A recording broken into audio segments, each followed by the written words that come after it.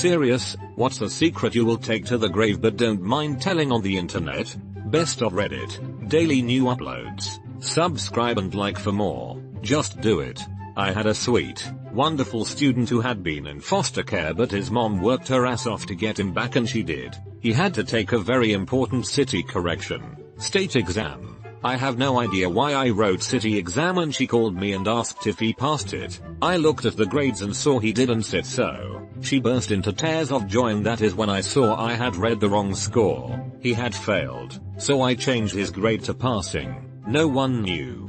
That was the only time I ever did that. That could have cost me my license. The weird thing is, when my awful corrupt principal pressured me to change other students' scores so we could raise our pass rate, I refused. I never told anyone what I did for my student. He went into the military, was extremely successful there, has a great wife and kids, so I think I did the right thing. Fuck those tests. They aren't human. Reminds me of an experimental class that I read about.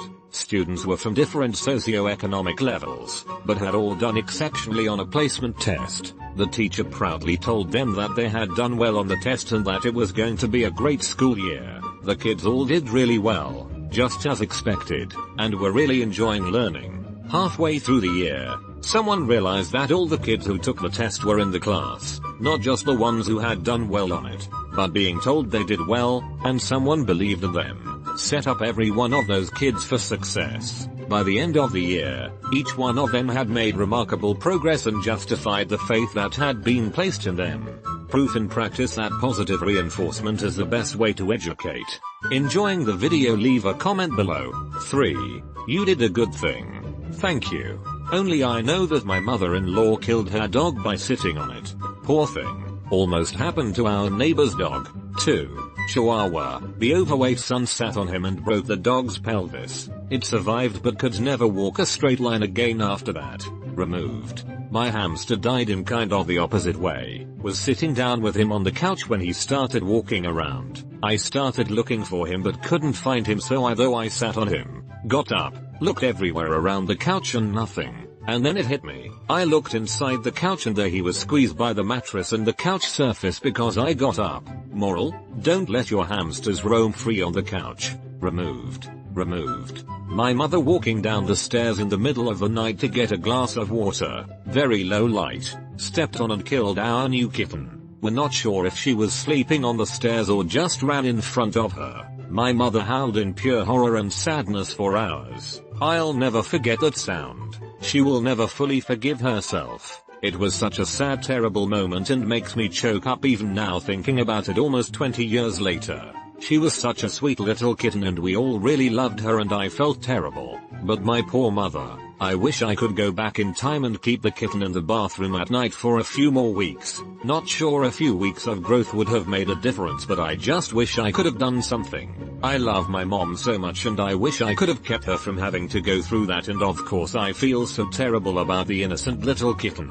Sucks. Mentioned before, will never tell anyone I had one of those expensive fancy life-sized sex dolls. Got rid of it at first opportunity after getting a real partner, but it's literally the only secret I have that I'm not willing to say to anyone in real life. Well, how does it compare? Real talk. We want answers. These are our ghost adventures. I don't need sleep. I need answers. I watched a whole Vice program on it. I wouldn't mind giving it a go. I asked my roommate if he'd buy one. His line of thinking was spot on. Why not? But where would I hide it? A girl comes over and there's this life-size mannequin with her mouth open sitting on the bed. Don't mind her. I have you now. A friend of mine bought a small one while blackout drunk, or so he says. He kept it in a gym bag in the closet, until his girlfriend found out and felt bad for it, so it stays out in the open for the most part. It's an ongoing joke that he makes people take pictures with it when they come over. I have always wanted to know, if it's not too personal to ask, how do people get rid of those dolls? Sell it, burn it, throw it in the trash? Imagine finding that and thinking it was a dead body. Chop it up, turn it into a Halloween decoration, drop it off somewhere, regift it. Do you mean the silicone ones that are very lifelike and like 5K? I used to work for the airport and so got very discounted fares for friends and family. My mom was going on a trip with her friend to Key West and they were gonna drive since flying was too expensive. I talked her into letting me handle the flying arrangements and they'd save a ton. A typical $500 plus flight turned into like $250 for both of them combined. Well, I was still kinda new at booking reservations and whatnot, and I ended up screwing up the reservation. I think I only booked it for one way or something. So the night before their flight, I rebooked it, and paid the $450 for the both of them money I really didn't have, and have since never told my mom. It was for Mother's Day, so I figured that was my gift to her. It's been nearly 10 years since. That's a really wholesome story for a change. Hopefully it all worked out for you in the end. They had a great trip so it all worked out great. Speaking of grave, when I was a teenager some friends and I got really stoned and walked around the town cemetery. There was a whole section of generic flat grave markers from the 1800s. I found myself trying to imagine their lives in the same town I lived so long ago. Then I saw one plate kind of sticking up and crooked and I bent down to touch it. It wasn't attached at all, and I lifted it up in my hand. Right then, my asinine stoned teenage brain decided to put it in my backpack. I thought I'd somehow honor this stranger more than the shitty groundskeeper leaving it all willy-nilly in the middle of the aisle. None of my friends saw what I did. Few hours later, sober, and the guilt and panic are setting in. I hid the plate in my closet for about a year before I chucked it back over the fence one day late at night. I hope Bessie Jane Holmes doesn't mind that I kept her for a while. I still think back and shudder at the guilt of such immoral fuckery. If it makes you feel any better, I'd have enjoyed the company as a ghost. Enjoying the video? Leave a comment below. 3. Yes, I'd get kinda bored and lonely of seeing the same ghost for every day and hearing the same stories until eternity. Having a mortal friend must have been nice. As they say, you die twice. One time when you stop breathing and a second time, a bit later on, when somebody says your name for the last time. You kept that lady alive and exposed her name to potentially millions of people. Jesus dude, I did not want to have an existential crisis on Saturday night. I attempted to murder my mother. She was abusive, verbally but also physically. She'd hit you in places no one would see, or rip clumps of my hair out when dad was on the road for work.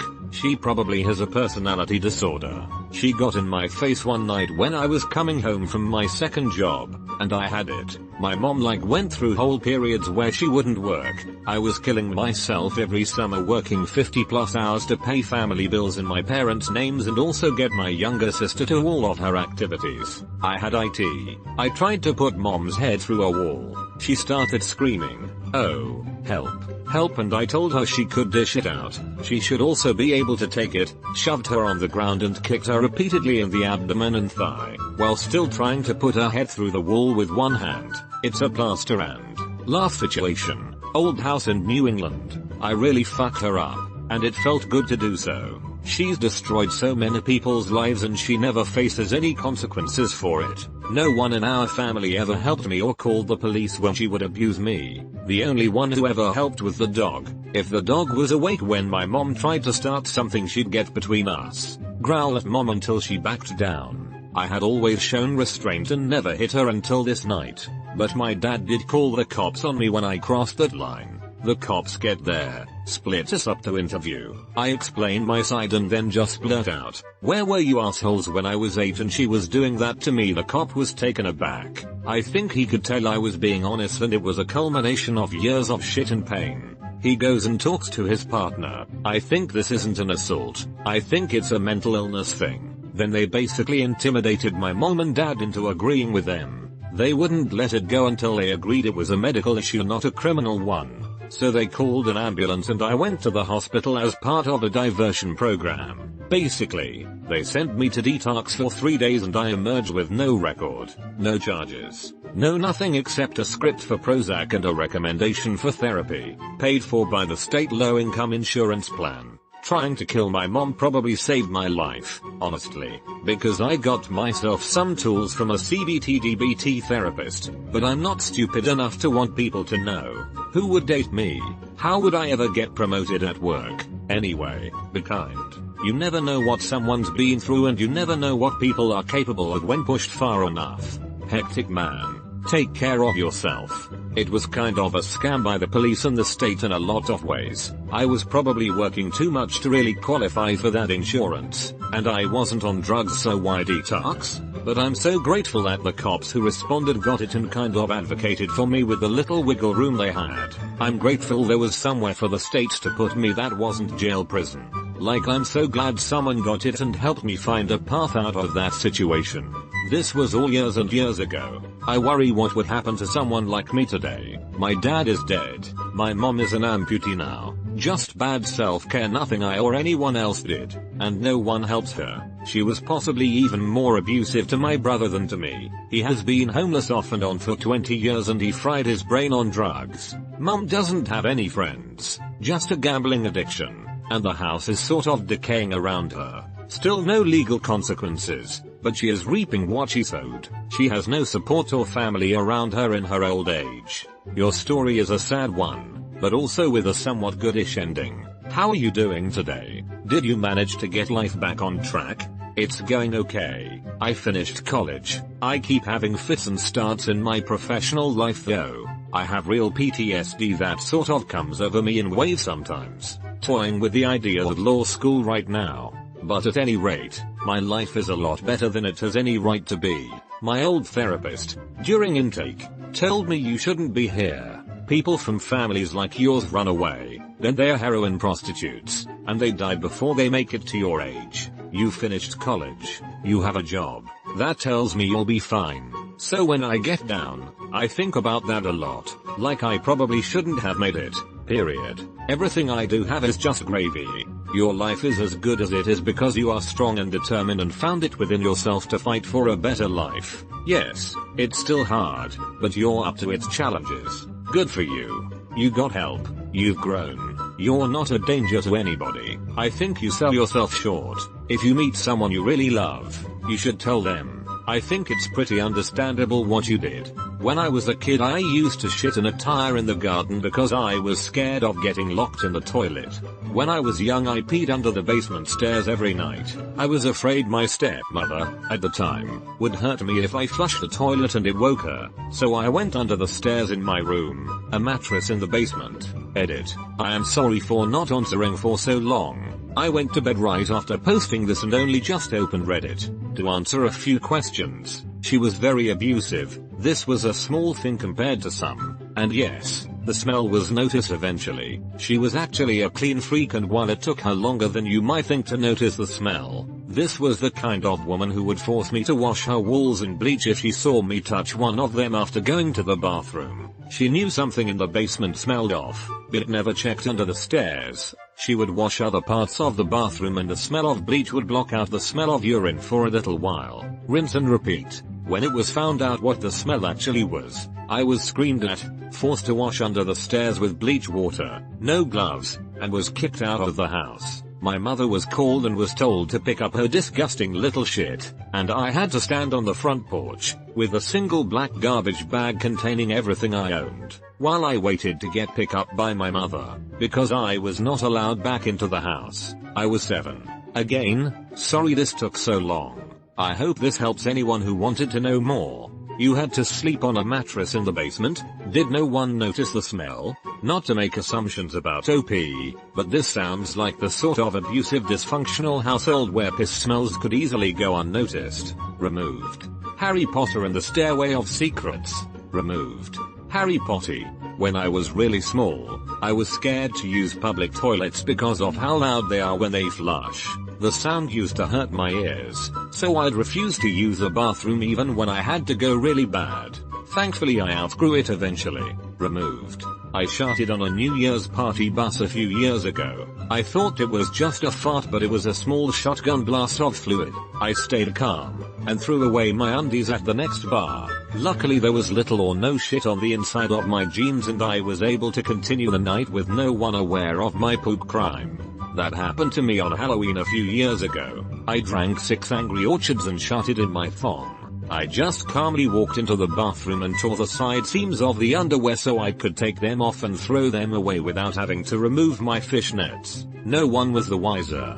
Sharting in a thong sounds unbelievably messy. My ex-girlfriend sat down to poop but accidentally only dropped her pants and not her thong. She said pooping while wearing a thong splits it apart like a meat grinder. They make attachments that let you poop different shapes like stars, triangles, etc. Like those molds you could shove Play-Doh through. Enjoying the video? Leave a comment below. 3. You can just say that without providing us a link. Yes, he can. I'm fine without a link to that. Every day we stray further away from God's light. I have vibes. It is. When I was 7, my dad was dating this woman and they seemed pretty happy, but she had a son who would molest me for months in my own room and eventually led to him raping me. If I was to have told anyone, that would break up our parents, and I didn't want my dad to be sad, so I just took it. I am so sorry that this happened to you. It was wrong.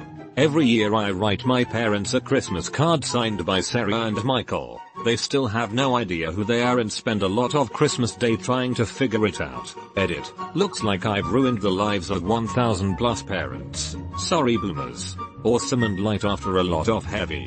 In the 5 minutes immediately follow the reading of this post, I have come up with the names of a couple with kids whom I shall write my parents a card from. Even talking about the time they enjoyed together on a vacation they never took to a destination they have never been to. Oh, what fun this will be. This is hilarious. That my dad paid my mom $1,500 for full custody of my youngest sibling. Not only would this be a massive blow to my sibling, but my dad remarried quite quickly and the new wife is the very definition of an evil stepmom. If my sibling knew that our mom gave her up for such a small sum of money and the trade-off was 5+ years of abuse, she would be destroyed. My dad remarried with her evil stepmom. It's hard to try being with my beloved dad and being away from my evil stepmom. Luckily I live 9/5 with my mom and dad, so I see my dad for 5 days every 9 days. But still with my stepmom around. How the FCK did I get 2.6k upvotes? This comment exploded a lot more than I thought it would. I really don't understand this stuff. I couldn't imagine being with someone who treats my kid poorly. Like I feel like with any relationship, it would have to be agreed upon that the kid comes first. In my case, my dad just doesn't seem to understand that what his wife, and what he also did, fucked me and my sister. It also doesn't help that his son with his current wife came out alright, I think. Haven't seen my brother, that's lived with until he was 5, and that I love so much, in over 2 years. I honestly don't think I could recognize him in the street. I agreed to a first date with someone to make him stop crying. 6 years later we're happily engaged and doing great. I don't know how well he remembers that, but I'm not bringing it up. Edit. Not that it matters much, but I'm a dude, lol. Has he stopped crying yet? Tears of joy now. Some say he's crying to this day. Here's the stick. You can't see he's crying cause of the helmet though. Oh, he remembers. Put it in the wedding vows, man. Just think. 6 years ago he faked crying to trick a girl out of his league into going on a date with him with pity. The long con. Provide context immediately. My father burned down my childhood home for the insurance money. He took me along as his alibi, so I could verify he wasn't anywhere near it when it happened. I was 13 years old. I remember crying so hard knowing my clothes, books, photos, all of it would be destroyed. I wasn't allowed to say anything because he told me it would have been too suspicious. I found out years later he blamed it on me, telling the fire chief, plus friends and family. The fire had started because I must have been secretly smoking in my bedroom. I've never smoked a cigarette in my life. Edit. For those asking about how he could use me as an alibi and blame me for starting the fire at the same time, I was told to say that we were at my little brother's t-ball game the whole time. He told everyone else that I must have been smoking cigarettes in my room downstairs, where the fire was started, and that I must not have put it out correctly when we left, therefore starting the fire. Edit 2. I'm shocked. Face with wide open eyes and flushed cheeks.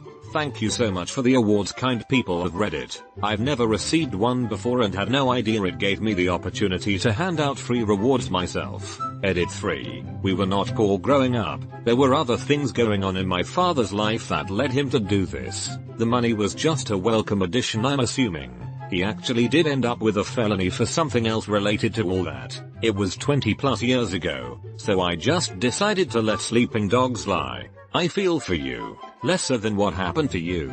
but my mom used to steal my grandfather's painkillers while he was dying of cancer, and I found out years later that the reason my whole extended family still hates me is because she told them I was the one doing it. Parents suck. Edit. I've literally never gotten an award for anything. Thank you for the medals. Jesus. This is terrible. Do you ever think about telling them it was your mom? Enjoying the video? Leave a comment below. 3. I have, but they don't believe me or tell me it's been so long I should let it go and forgive because she is my mom and she had a hard time growing up too. I was a really troubled kid and teenager and always getting into trouble anyway. She convinced everyone all I ever did was lie and steal, and that's still how a lot of them still treat me. My grandma never believed her though, and she was the only one I really worried about believing it. The irony now is that I'm the most successful and well off of all her children and I moved to another fucking country to get away. Jesus. These stories play out like a script. I did what you did. My fiancé is much younger than me and we just had to move to another country because her parents wouldn't give us peace. She is quickly following in the steps of being the most well-off child as well. Go check out our Narcissists if you haven't already. Oh yeah, I've been on there. Finding that sub made me feel happy I wasn't alone, and then sad so many other people have been treated the same. Damn, I feel for you. Do you still talk with your dad? Oh, removed. I wonder if you can still bring up past arson crimes. My parents did the same exact thing. Then told me I couldn't keep anything that wasn't ruined cause they were gonna claim it was anyway and would buy me a new one. All the money went on drugs and we were homeless for like 10 years after that. I stayed with my first serious boyfriend who abused me so badly just out of fear of homelessness due to it. Holy shit. I'm so sorry. Are you doing okay now? Don't take this the wrong way, but your father is a fucked up person. Edit. By wrong way I mean that I'm just blatantly insulting the original commenter. I don't mean to shit on their father without considering that there may still be a relationship. There isn't really a right way, but there is a wrong way if that makes sense.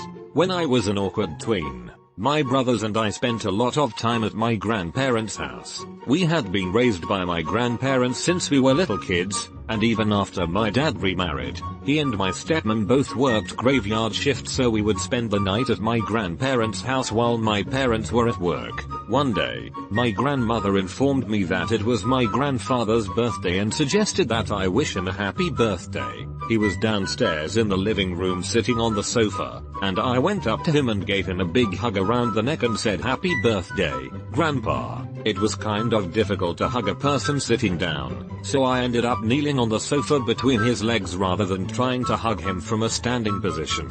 He was quite happy and gave me a hug back. When I pulled back from the hug, he held me in his arms and gave me a big smile, and then he put his tongue in my mouth. Sometimes when I was a little kid we would kiss other family members on the mouth, but those were chase pecks on the lips.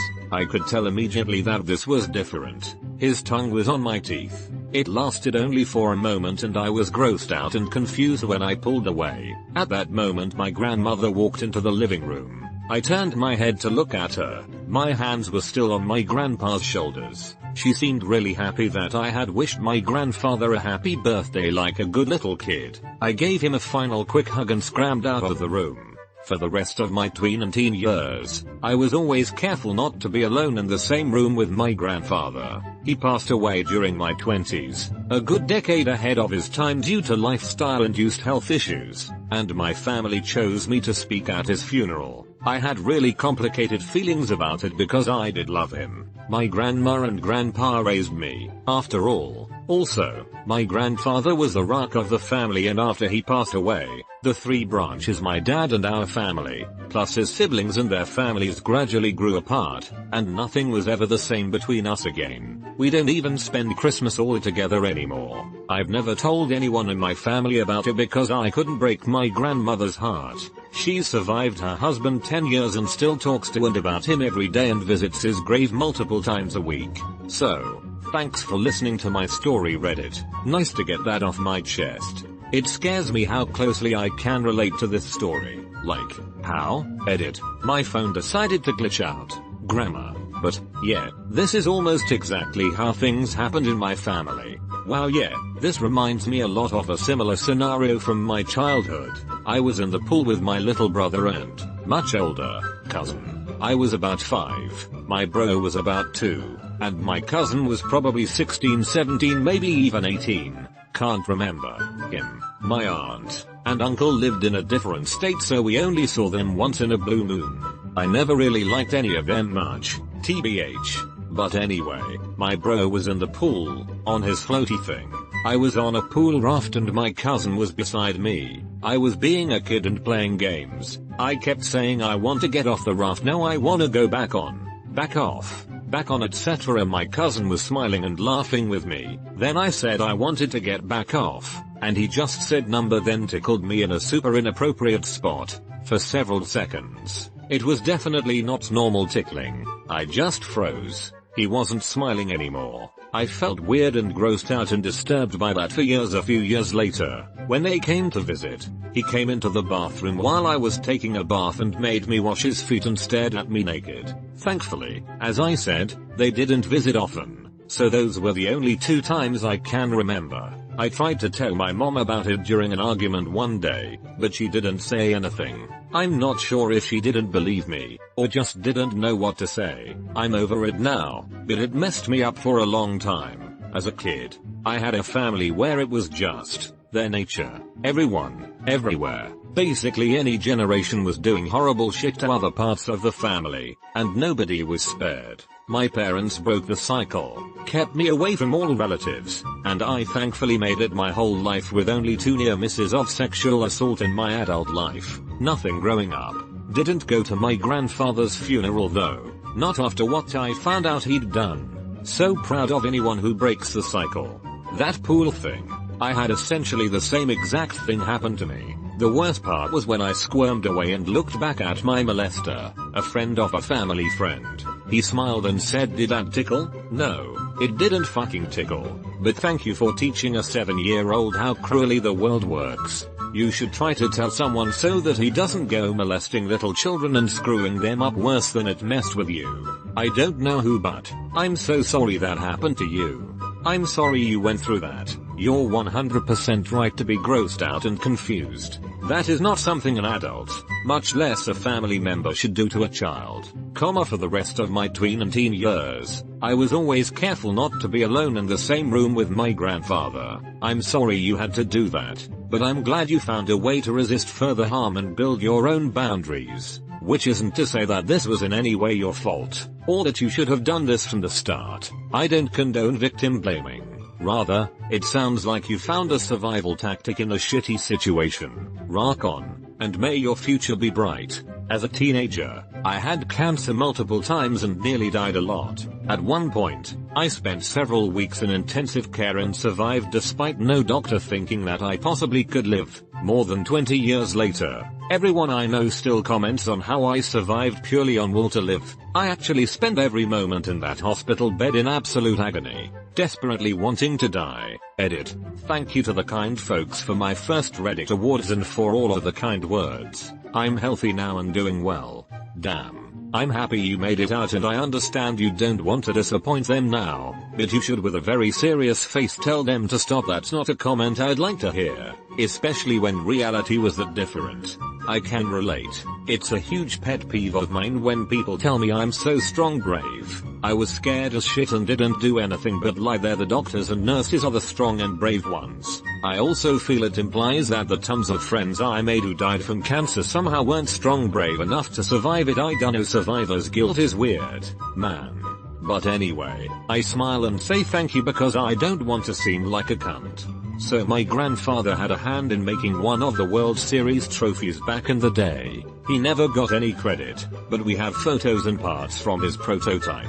When I was a teen I added what I knew to Wikipedia, since why not, although I believe it's gone now. But funny story, I ended up being touted in newspapers all over the country. Proceed to a few years later I get a call from my mom who's almost in tears of joy. She found that wiki page and was freaking out. She was so happy he finally got credit. She ended up making really fancy shadow boxes of the wiki page printed out, copies of the photos and other baseball stuff. She made one for each of her siblings. I've had to just bite my tongue every time I go over there and see this thing hanging prominently in the living room. I ended up being counted in newspapers all over the country. It sounds like he did get the credit he deserved. Sometimes we have to speak up for those who won't speak up for themselves. Granny aching. Someone has to speak up for them as has no voices. It might not be real to you, but it's real to them. You did a good thing, and should feel good. Be proud. Actively preserving history and sharing it with others. A noble cause. Also, that grandpa must have been super cool. Damn. If you are enjoying the video, subscribe and hit the bell to be notified of my new videos. This is pretty wholesome though. Definitely no shame in taking it to the grave. That is very sweet of you. Seems like a good time as any to tell this story. When I was a teenager, my parents were divorced yet lived within walking distance of each other. I would oftentimes walk back and forth between their homes for whatever reason. I got to know a family that lived in the house on the corner of the block my mother lived on. One day as I was passing this house, I noticed a wallet on the ground. I picked up and opened the wallet. I noticed the address on the ID was the house on the corner and it was the mom of the family, a very nice lady. Me being a teenager, took all of the money out of the wallet, about $50. I then went back to the home and returned the wallet, explaining I found it down the street. The mother was very relieved and grateful. What always weighed on me is a few weeks later I passed the corner house as I often did and the lady stopped me. She wanted to thank me for returning the wallet and handed me a $50 bill. I tried to refuse it but she insisted. I was rewarded for stealing. While it's not a big secret, it is something I always think about for some reason. I've never really had the heart to tell anyone this story. Put a $100 bill in an envelope and put it in their mailbox. OP like I feel bad but not that bad. Sure. I actually made a new Reddit account because I will not tell another living soul other than me about this. When I was 7 or 8, I lived in a community where everyone knew each other and you can pretty much sleep without locking your doors. One night we had a bunch of guests over and everyone was having fun conversing, so I asked my mom for some money to buy a candy. There was a convenience store right outside our building, literally 2 steps to the left from when you walk out the apartment. I go inside the store, buy my candy, and head out. As I was walking towards our apartment, a guy grabs my hand and tells me to not scream. I was so scared that I couldn't scream even if I wanted to. I was 7 or 8. He takes me to few floors above to a secluded stairway where there are no cameras or people. He pulls down my pants and starts touching my penis. I was confused and scared to understand what his intentions were. He also had something against my neck and kept saying shh. That object could have been a knife but I have no memory of it. About 5 minutes of him touching me. He goes down 1 flight of stairs to see if anyone is there. To my luck he sees an old woman and runs. IDK what it was about that lady, but till this day, I'm convinced that lady was an angel. Had she not been there the guy would have murdered me. Till this day, no one knows, not even my parents, and I'll keep it that way till death. My mother is cheating on my father and my father is cheating on my mother. They both know I know this but made me promise not to tell the other parent. Parents are fucked up sometimes. Maybe they should just become swingers. It may save their relationship. Plus I know plenty of people who are swingers and live kick-ass lives. Edit. One of my top comments is encouraging Muslims to become swingers. Reddit is a weird place sometimes. Edit 2. My top comment is officially about encouraging Muslims to become swingers. I love this place. Also, thanks for the medals, kind strangers. They are religious and Muslim, it's haram. They're already being haram. All the more reason to keep it on the down low. It probably would be a big deal if it got out to their community. That it would be. Although I'm Indian and not Muslim, I understand that it's pretty similar if news like that gets out. You're shamed from the community, and considered a stain on the family name. Yeah, but Muslim swingers are double haram. Haram squared. Removed. Removed. Removed. Comma, it's haram. They don't care. I'm sorry, but how the fuck are they religious and cheating, Lomeo? That's a huge ass sin in Islam and probably every other religion. The thing about sins is that people still commit them. If they can cheat on each other, they might as well start eating pork. The wife already is getting some pork, tbh. Removed. My first car accident back in high school was not because I swerved to miss a deal like I told my dad and the police. I actually tried to pull the emergency brake and do a 180 while going 50 miles per hour downhill. Had I gone off the other side of the road I would have gone down a 50-foot hill and into the river. That was the last time I ever tried anything like that. There just so happened to be deer tracks in the mud near the ditch where I ended up. I avoided a ticket and my dad paid to fix my car. I have never told him the truth in the 15+ years since. I crashed my first car because I fell asleep at the wheel on my way to my girlfriend's house at the time. Literally like 2 seconds. Overcorrected, spun across the highway, ended up in a ditch. Nothing was hurt or broken except my car, so that was lucky, and I told my mom I swerved to miss hitting a dog. It seemed less embarrassing than the truth. Edit. I can't believe my highest upvoted comment on Reddit is about how I almost died. If you are enjoying the video, subscribe and hit the bell to be notified of my new videos.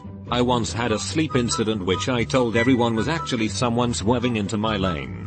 Take it to the grave, man. I too had an avoid the deer accident when I was 16. In actuality I was distracted lighting a cig. Parents didn't approve of smoking, and drove into the ditch. LOL, that was over 40 years ago. My mom has passed and my stepdad is 80 now, but I ain't tellin'. My dad cheated on my mom and invited the person over when I was 9. She was a severely overweight woman and my dad is also quite overweight. My parents were fighting but trying to work things out. They slept in separate rooms at this point. Earlier that day I had jumped on his bed and broke the board supporting it on the bed frame. I wasn't allowed to do this and always got in trouble for this reason. My mom smelled the fact that my dad had company because she smoked in my house. She asked if I jumped on the bed. I said no. I feared I'd get in trouble. I was surprised there was no follow-up trying to prove my guilt. Years later I remember why she asked and realized my lie basically incriminated him to fucking her. I'm sure he did, but that got him kicked out of my house. TLDR. I broke the damn bed. That's some Greek tragedy level of interlocking lies and motives. Needs more gods being right, dickheads. There's an off chance it was already broken or ready to break because of them. I feel that a single jump on bed from a kid just wouldn't do it. It was rigged. I broke it regularly. A new board would be put up, which I'd break a couple weeks later when left home alone. Man, that's like failing a lie check successfully and then shedding all aggro. I'm a guy. When I was around 9-10 I had a friend, also guy, who pushed me up against the wall and started jacking me off. He started doing this frequently and made me masturbate in front of him with one of my parents' personal massagers. I tried to tell on him one time but went back on it really quickly. I think my mom knew what was going on though. Felt a bit like Stockholm because he was one of my only friends back then and I was really scared and confused. Then another friend started dry humping me at a sleepover one time.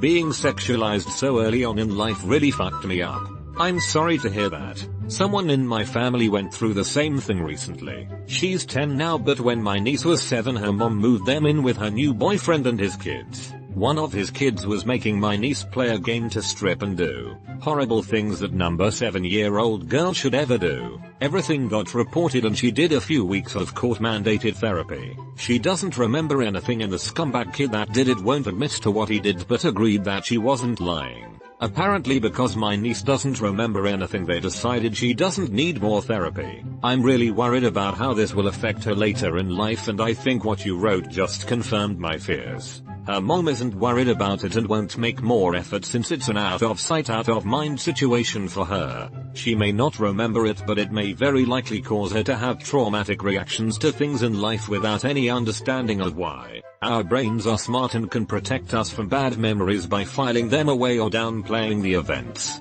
Unfortunately our brain finds other ways to let the trauma haunt us. She may grow to have issues with stable relationships, or with intimacy, and working on improving in those areas can be difficult if the root cause has been suppressed.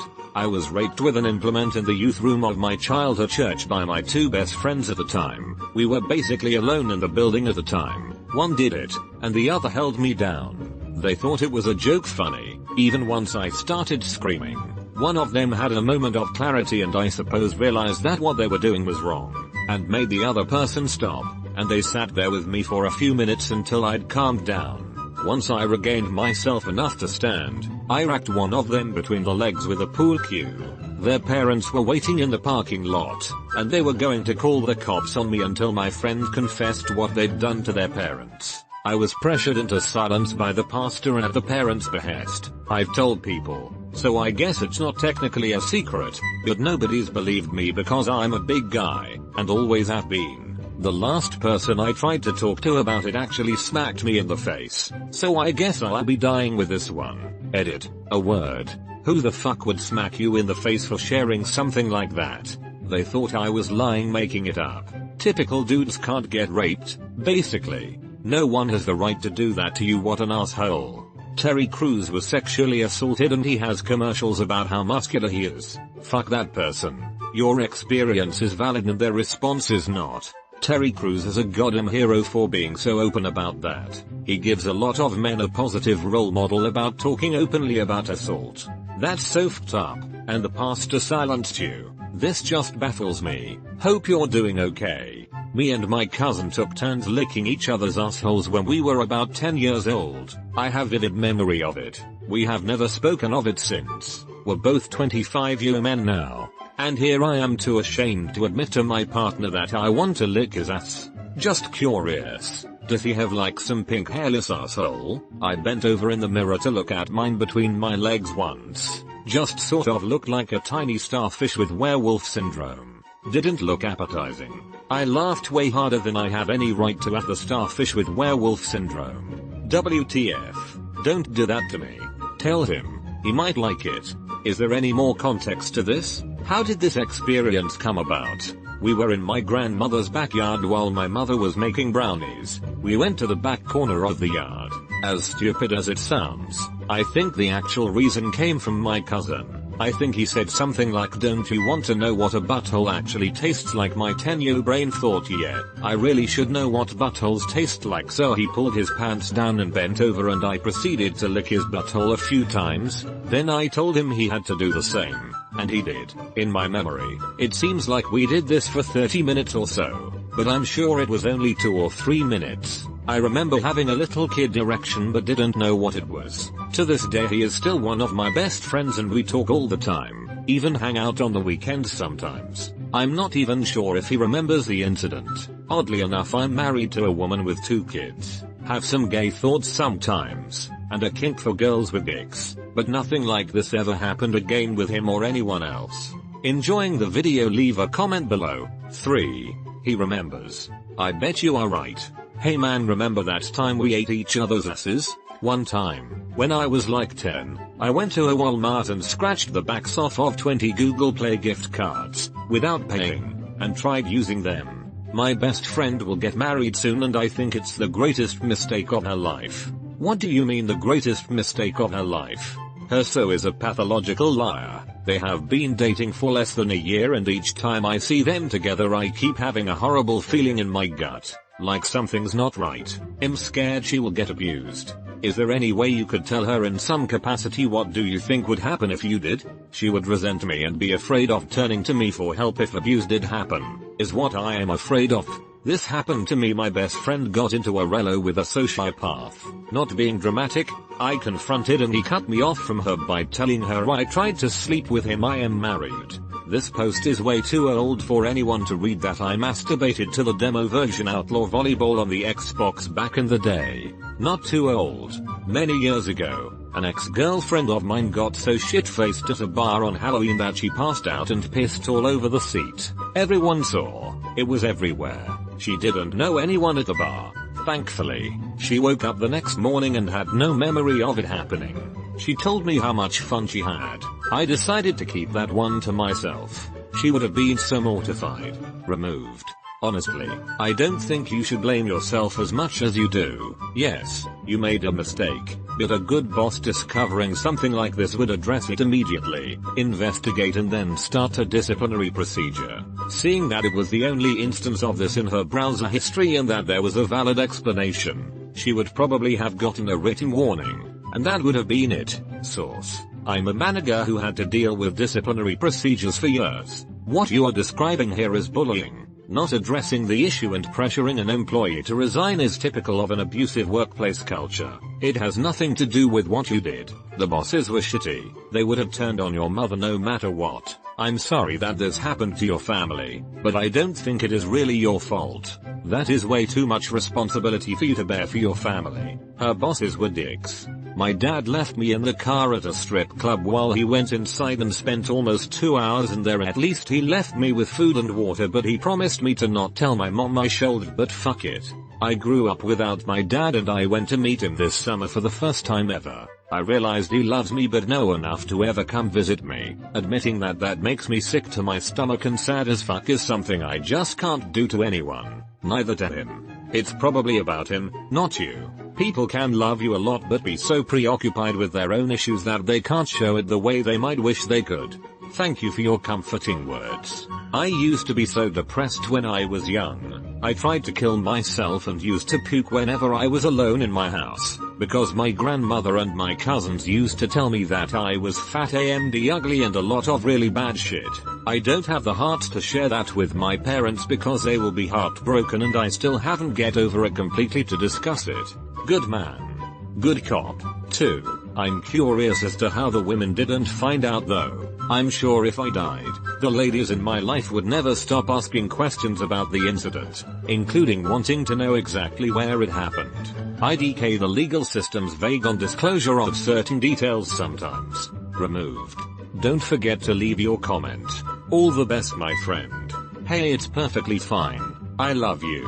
Why are you choosing to not tell him? I'm just curious. I'm not saying you should or shouldn't. I don't want to burden him with my mental health. Maybe in the future when I'm tip-top I'll tell him about it. Hey, it's really up to you, but in my opinion you should tell him. First of all, if he is any decent kind of friend, he would actually be extremely happy inside that you shared. It feels really good when someone opens up to you and tells you what's on their mind. He would feel appreciated and think of how much you value him to share something like that. Second of all, you would probably feel way better once you share. Your friend could really help you if he knew. It's all my opinion here. I am just suggesting. I hope things are better for you now. Once when I was 13 I went a week and a half without pooping. I was on a camping trip and something must have happened with the drinking water. My digestion. Took laxatives. Nothing worked. My stomach was killing me but nothing would come out. Then one evening after dinner, I felt it coming. I knew this was it. I bolted for the bathhouse, mentally preparing for the epic event. When I finally waddled in, the stalls were all occupied. At this point I'm freaking out. I'm literally going to shit my pants and in the woods with no means of cleaning. I waddle to the private shower attached to the bathrooms and my desperate mind starts solving problems like I'm Bradley Cooper in Limitless. Initially I think to just shit on the shower drain and waffle stomp it through, but I was not going to be that guy who ruined the nicest shower in the woods for everyone. Like a bolt of lightning I knew what I had to do, so I pooped in the only piece of clothing I could spare, my sock. Obviously my stomach was doing better now and I was hugely relieved. I brought the poop sock to the dumpster nearby and one of my friends saw me on the way. Before I could dispose of the poop sock he strikes up a conversation and starts asking questions about what I'm doing. Internally I'm panicking. The best excuse I could come up with was that I found a sock in the shower stuffed with mud, so I thought it best to throw it away. My friend affirms how good of a guy I am for doing that. I throw the poop sock into the dumpster and my problems are finally over. Mud in a sock is a ridiculous story, but there's absolutely no way he could have guessed that the real situation was much more bizarre. I've never told a soul about this until now. Never will again. Edit. Thanks for the gold and silver. This gave me a light-hearted laugh. Keep doing you. Poop sock. He had me at waffle stomp. This man invented the poop sock. It's all fun and games until mom finds the poop sock. You're genius. I would be the oblivious friend. I wouldn't even question mud in a sock. Humans are weird. Oh, he knew, trust me, we have all been there. I may be the odd one out, but I have never pooped in a sock. A girl I knew for 3 years told me she gets raped by her half-brother every week. She doesn't like it and doesn't want to tell her mom, since her mom has been married 6 times and she says that she is very happy with her current husband. She doesn't want to ruin her mom's relationship, so she just keeps going on with it against her will. She sweared on her life that I'm the only one who knows about this, and she begs me not to tell anyone. And the problem is that if I want to and if it gets exposed, she will immediately know it's me. For the love of God, and I can't stress this enough, call the cops, get her therapy soon. Do it for everyone, especially her. Yes, this. She might be mad at you for a while, but she's gonna end up with a life of psych issues if that keeps going on. Not to mention he's committing a crime and could go on to commit that crime against other people too. Sometimes you have to do what's best for someone when if they get mad at you. Pissed at you and no longer getting raped is much better than not pissed at you and still getting raped. I've really enjoyed reading a lot of these, so I thought I'd share mine. It's a bit of a read but funny. I finished having surgery and had a post-op appointment with my doctor up the hill. Had to go before that while driving up the hill. Figured I'd use the bathroom while in the office. I forgot I had to shit. Impossible as it seems. Well, I drive back down the hill when the bullet train hit my ass. I pulled over the side of the highway. Having no place to shit, I grabbed the only thing nearby, a thin empty styrofoam box from Panda Express, on the passenger's seat.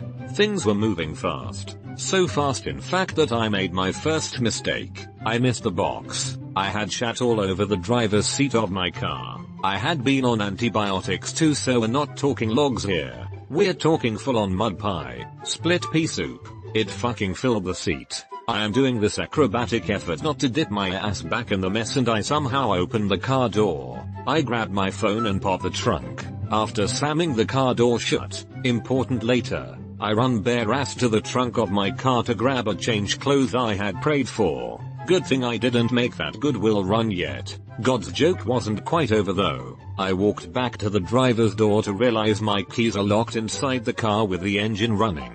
So now, to make matters worse, I now have to call a tow truck to unlock my car door. Now some Hank the tow truck guy has to stare at the abomination that I left in my seat. I was mortified, and he just stared at me with such bewilderment afterwards. I hung my head and said, it's exactly what it seems. I'm sure that tow truck guy had one hell of a story when he got back home. TLDR, I shat in my car, locked the keys in the while it was running.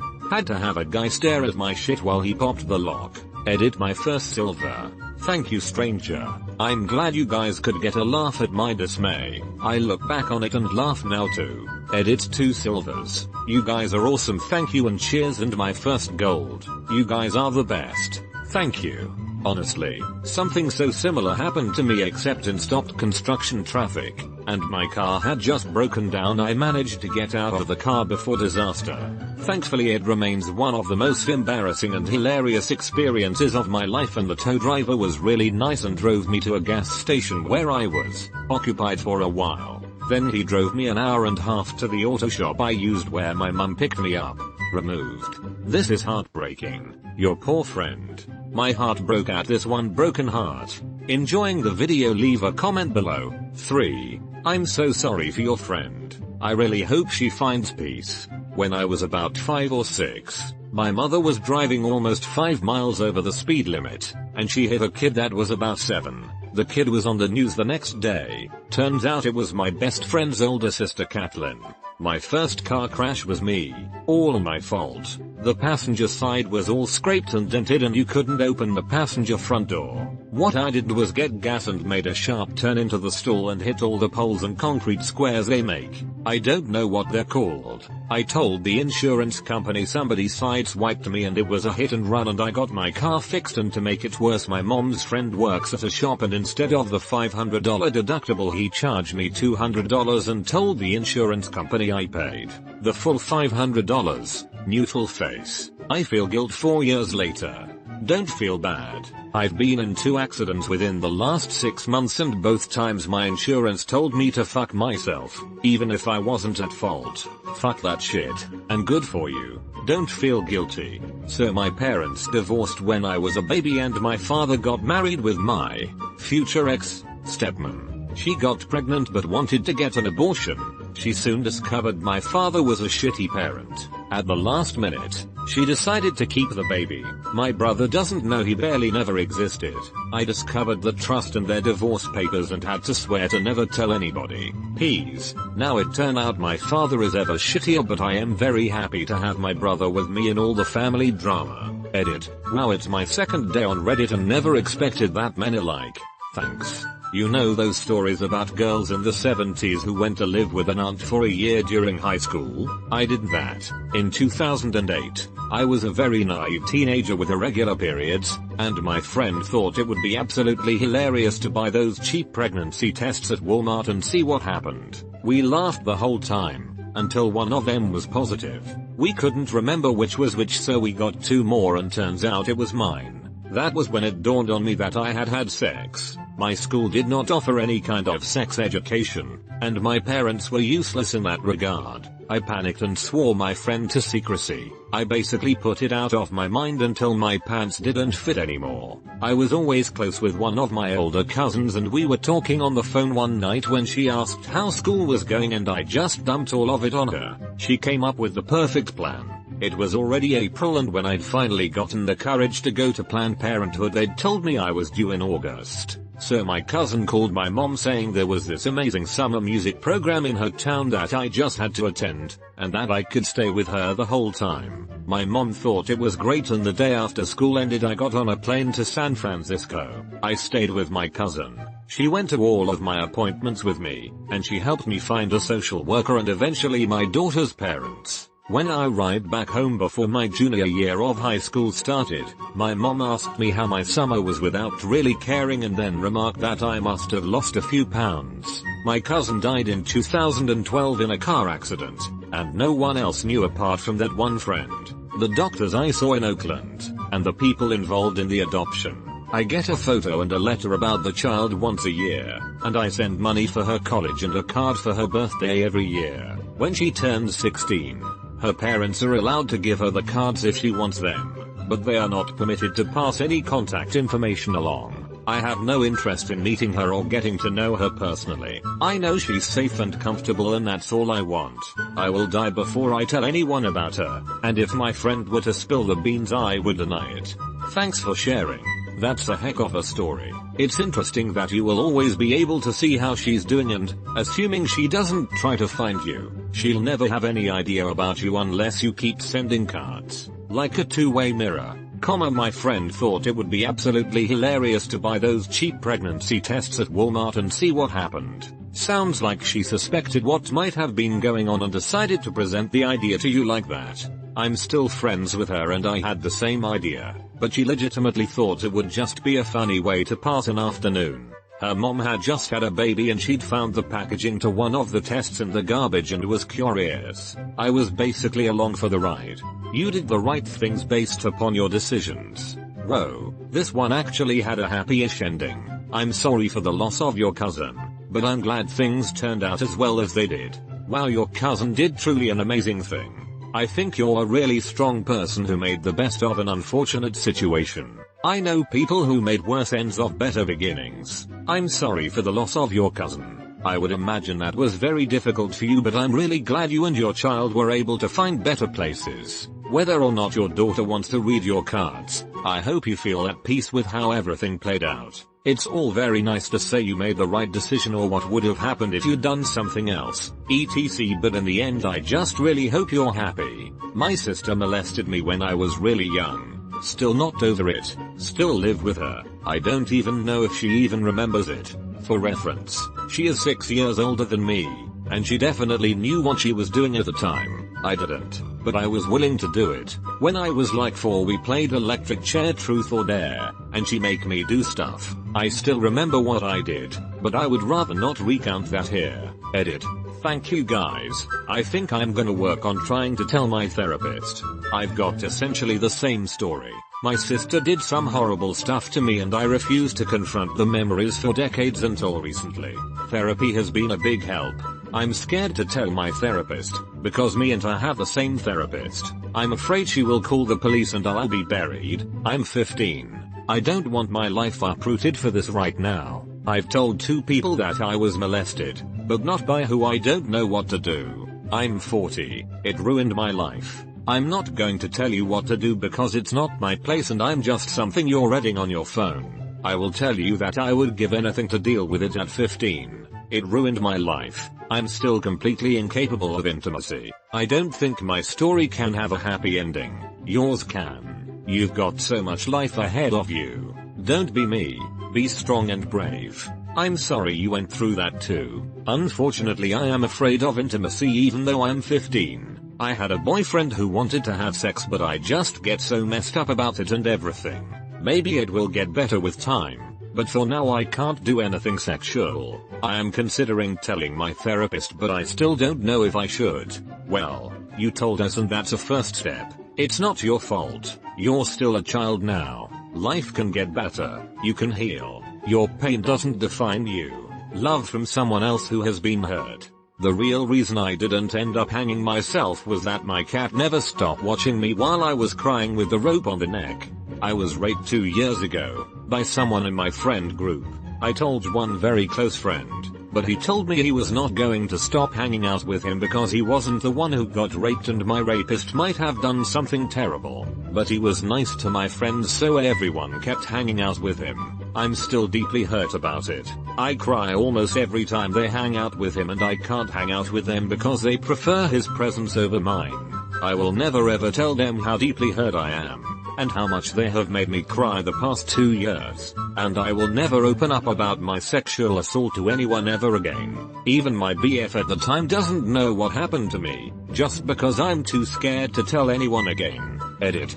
Thank you so much for all the kind replies. Unfortunately I don't have time to reply to every single one of them, but I truly appreciate it, and I read all of them. I have actually told my mother, but she doesn't want me to report because she's afraid it'll ruin my life, and told me it wouldn't be worth it. Even if I wanted to, she wouldn't let me. A year ago a rumor got out that he raped me, and I lost nearly all of my friends. I was bullied for the entire school year. People have even thrown stuff at me, calling me a whore everywhere I went. Some guys even went as far as slapping me on my ass. The school forced me to deny he raped me, without even asking if it was true or not. Where I live, the maximum sentence for rape is 6 months, since he was underage at the time. As an adult, it's 2 years. Most of the time, I feel like this happened to someone else and not me. I talked to a therapist, but I've always felt like she didn't believe me. She kind of smirked when I told her.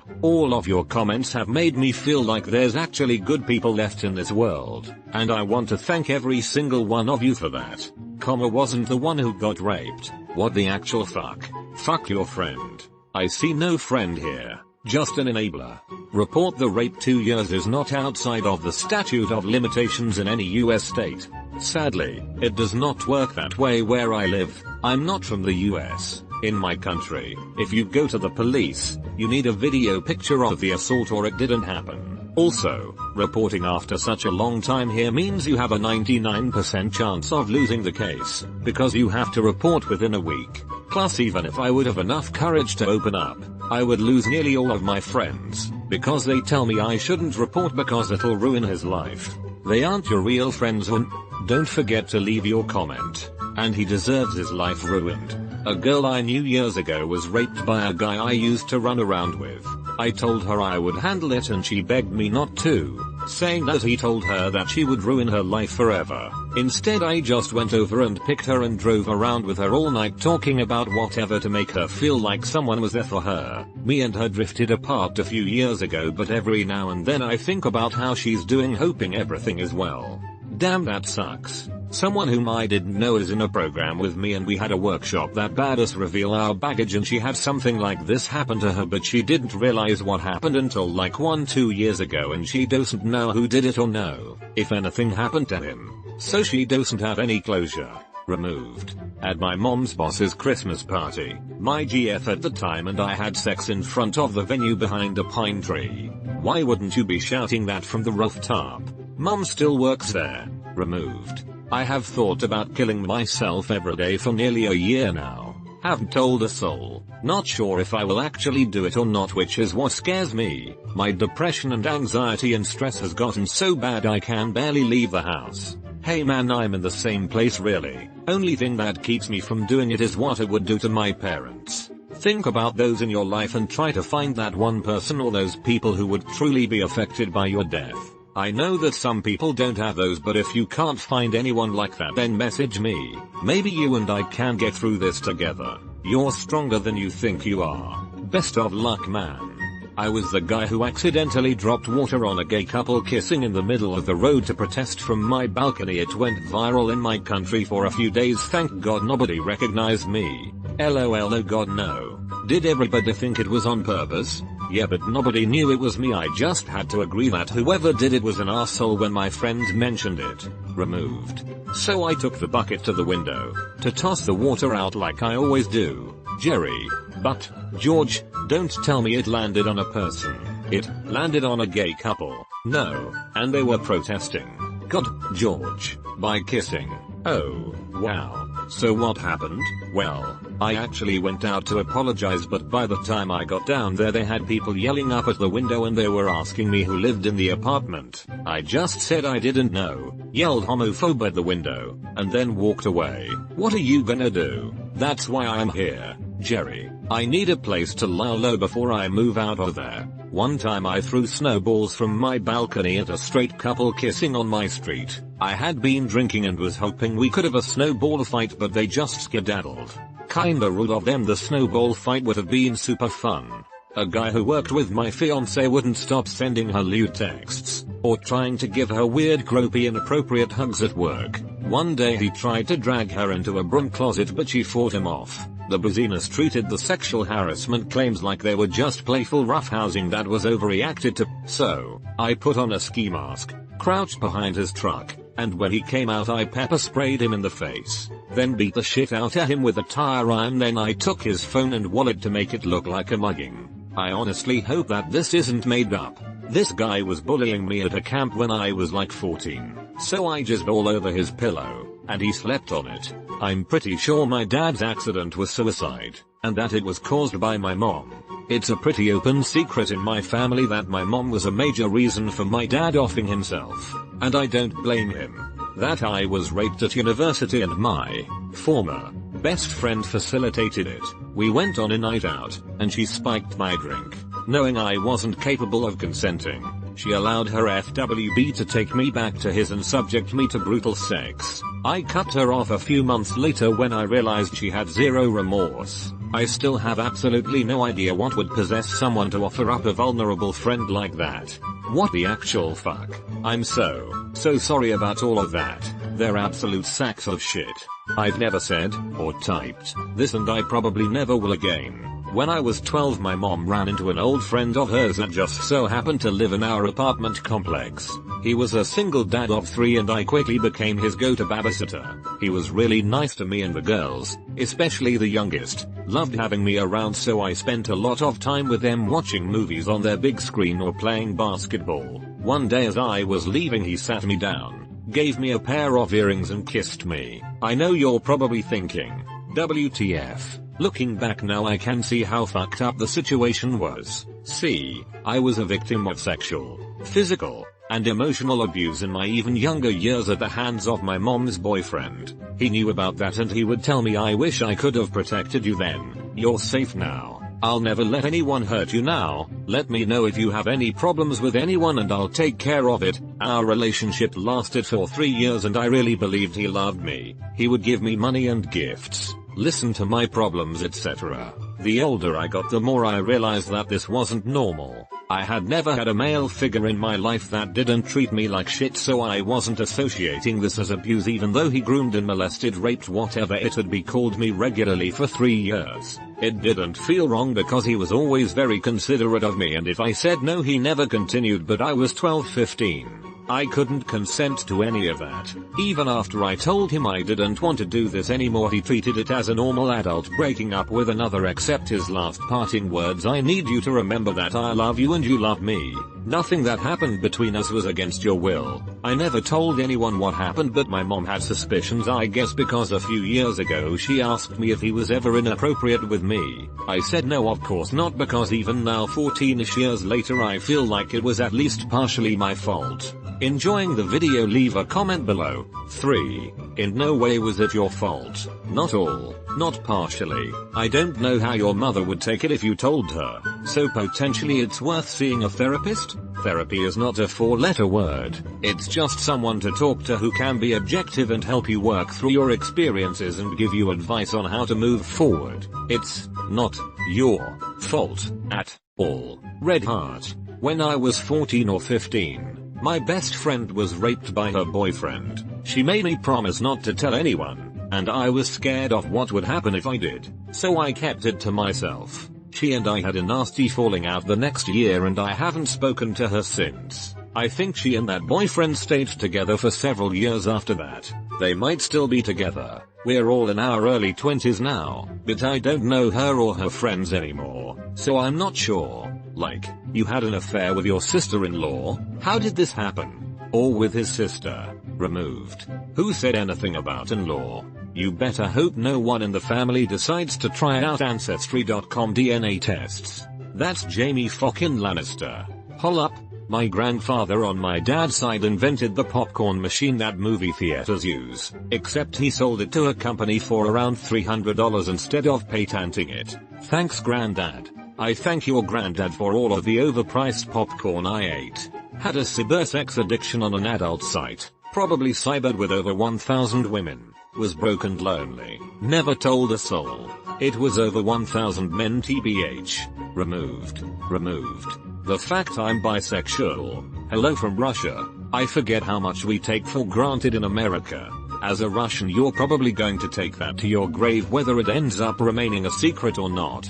Good luck to you. I met an international student at my university who was from Russia. She told me she came to university in the UK because she is gay and scared to stay in Russia. My heart broke a bit for her. I'm gay too, but being in the UK has made it relatively easy for me. My heart goes out to all you guys and I hope things get better soon. Well, at least you realize it. Try and do the best by them method if they are warm, clean and fed and you are not abusive to them. Put them into clubs etc where they have fun and you have time off. Don't put too much pressure on them. If you are depressed, go to the doctor, take any help you can get. It does get better. Emotional support is very important too though. Emotional neglect is still a thing. Yes, I absolutely agree. Maybe family can help with that. My grandparents gave me the emotional support as I grew up because my parents couldn't. Maybe there's someone this lady can talk to help. This hits close to home. I'm 33 years old and my mother told me that she never wanted me and that she wasn't cut out for motherhood. Never. Please. Never tell your children this. It broke me to my core. That when I was 14 or 15 I tried to hang myself in my room. I was being bullied pretty bad. Had no self-esteem. Just got broken up with. I used my school tie over a curtain rail. When I jumped down the curtain rail snapped and I landed on the floor. I looked up and kinda laughed at the situation. Things got better. I am now nearly 30. Have a beautiful wife, amazing 5-year-old and a job I love. If you ever feel like there is no way out then seek help. It can always get better. I have never told anyone this and I'm finding it very hard to hit the post button. But here goes. Removed. Don't forget to leave your comment. I have the same story, but from talking to people on a chat room then MSN when I was a kid. Makes me sick to think the photos could still exist. I knew I shouldn't have married her, but I didn't know how to get out of it all. I'm divorced now. Happier, smarter, and stronger. Please elaborate. Probably that I lost my virginity to a girl that I really liked but she was in that weird kinda half relationship like they're not technically dating and not say BF or GF but are infatuated with one another. With my cousin who is in my inner circle of friends. I still act like I'm a virgin in front of all of them and only her and her roommate and I know the truth. Her roommate is also in my friend's circle. I honestly don't even really care about sex, just kinda wanted to get it over with and also really liked her at the time. Everyone had said that I'd think differently about sex after having it but I really don't. Like I still would rather not sleep with someone unless I actually have some sort of emotional investment in them. Unlike some rando who just wants to hook up with me. For me different just meant that it's really not a big deal and doesn't change you in any way. But I'm in your boat about the emotional stuff. I've had hookups and I don't overall enjoy them. I hate dating but enjoy relationships. I was molested by my own cousins when I was 9-10. One was 4 years older, the other one was plus 15 years older. Boobs stopped me from killing myself. No, really. I was suicidal in college and had made up my mind that I was going to overdose later in the week. While on my way to pick up the prescription that I would use for the deed, I ran into a friend from last year and I added her on Snapchat so that we could keep in touch. She ended up snapping me about 30 minutes later and the first message she sent were her boobies. Let me tell you, they were some grade A boobies too. Obviously she wanted to smash. Over the next few days we went back and forth about finding an opportunity to get frisky. Mind you, we were both on campus and went to a Christian school, so we couldn't just walk into each other's room. Basically it ended up dragging out for a week. We never ended up smashing, but during the next week a spot opened up for me at the school counseling center, and I was admitted to a hospital when the counselor quickly realized I was suicidal. Boobies saved my life. Holy shit, what a story. Sometimes I think about telling her that her boobs saved my life, lol. I think she would be happy to know. My mom's cheating on my dad for about 2 years now. I don't think I'll ever tell my dad because my siblings are still very young and I don't want to ruin their lives. My life's pretty shit since knowing. I'm also ashamed that I still can't properly confront her. I'm very nice and don't think I have the courage to do so. Plus she's a very fierce woman. I guess sometimes people are shit and don't consider the effects of their actions on other people. The disappointment and disbelief I still feel and carry with me to this day is just too much. In middle school I made about $1,000 selling hentai. Is it possible to learn this power? I've killed 2 men. They tried to rob me with a knife, but I always carried a Mora knife and I stabbed first. After I stabbed the first guy in the gut, the other guy pushed me against the wall and tried to hit me, but I managed to get him in under the ribcage. It was all over the local newspaper and I still have nightmares. Edit. I never notified the police, I just ran for it. I still have the knife though because I feel like I'm not allowed to throw it away after that. Damn. I've got a Mora and wondered how effective they'd be in self-defense, because they can get very sharp. Was this reported to the police or did you just leave them on the sidewalk? I hate that you have nightmares. It was self-defense. If the other guy had gotten the knife away from you, he probably would have killed you with it. My mom is in a relationship with her somewhat distant cousin. Yes, we call him Shio, Spanish for uncle. Yes, he lives with us. No, we are not from the south. And yes, I find it disgusting. I have done everything I can to hide it from people I know. It is extremely embarrassing. Fortunately my mom and dad are not related. That's assuming your dad is your bio dad. When I was little I, a 10-year girl, learned what nude meant. The first thing I decided to do was Google Selena Gomez nude. The next year learned what gay meant. This is a little long. I'm a medical professional. When my father began a visible decline after 6 years of treating prostate cancer, my spouse and I moved back home from across the country so I could help him and my mom during the coming times. He ended up living about another 1.5 years. It was in constant pain and anxiety. During that period he was also diagnosed with primary lung cancer, which metastasized to his brain.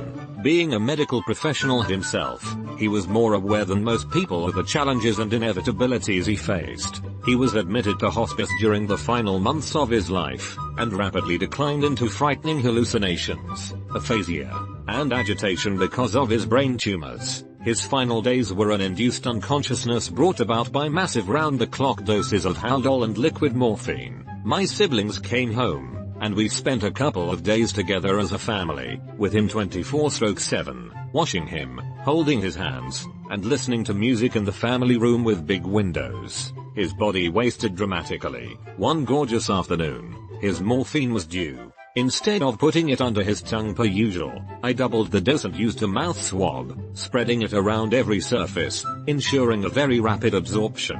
I called everyone together, saying I noted a change in his breathing. Within 5 minutes, he took his last breath with us all holding his hands. It was beautiful. Lots of folks do this. My sil did it to my dad without telling me, then left the house. So that sucked. But I hope someone does it to me when I'm suffering. It's kind. Keeping suffering people alive for yourself is selfish. This is something I should have told my best friend, but I don't have the heart to tell him this. An hour before his girlfriend died in a car accident, I saw her at my job, TGIF, making out with the captain of the track team, his cousin. It's been 8 years, but I can't do that to him. He was gonna propose to her that day. Damn. My sympathies. Honestly, I would take that to the grave. No need to cause him any more pain and even hurt your friendship with him. Now, the cousin. I would have confronted that 1. To make sure he keeps his mouth shut, and 2. So he's aware that you know about the unforgivable thing he did. He doesn't deserve to have a clear conscience. Having said that, the well-being of your friend is the most important thing. Good luck. Removed. Don't care enough to make a throwaway for this because it was so long ago, but when I was 14 my mom left me alone overnight to go to Colorado with her fiance. Yes, that isn't okay. I know. Me being a dumbass posted I was home alone on MySpace and a boy who rode my bus messaged me asking if he could come over.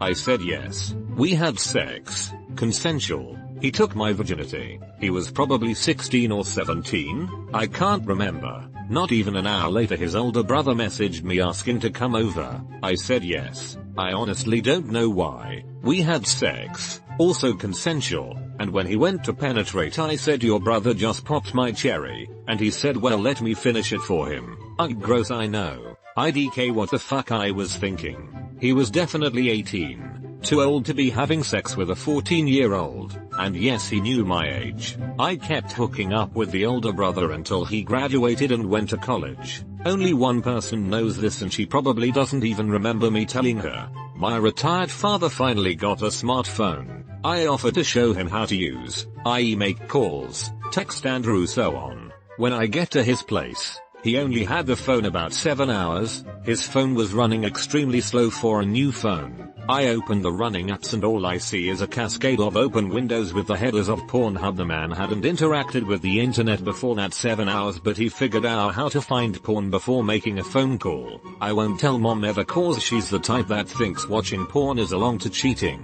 If you are enjoying the video, subscribe and hit the bell to be notified of my new videos.